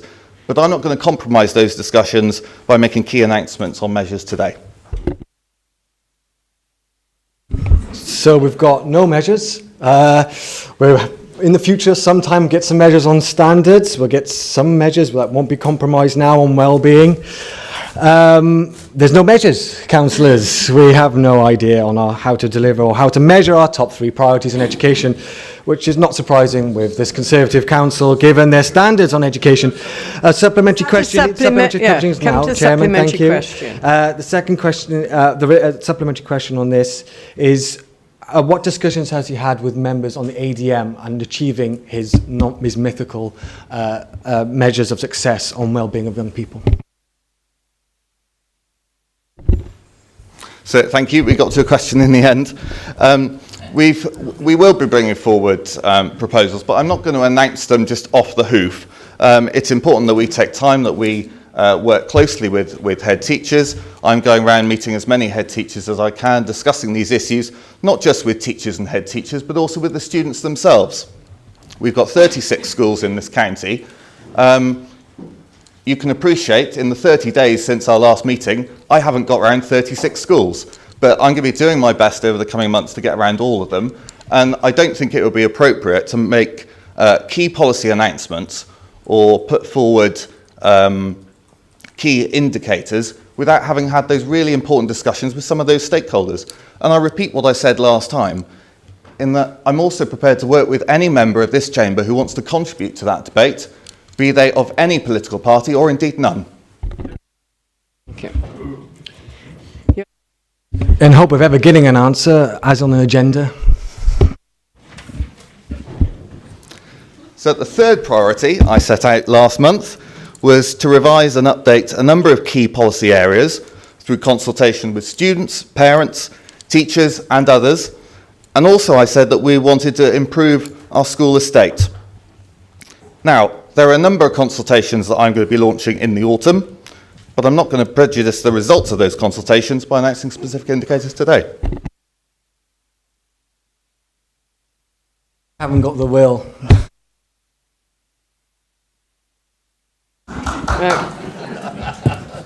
Very well, it seems that we've come to the end of the meeting. Thank you for all being very patient. I did think about having a break at about 4 o'clock, but I thought it was far better to plough on and get it finished with. So, thank you very much.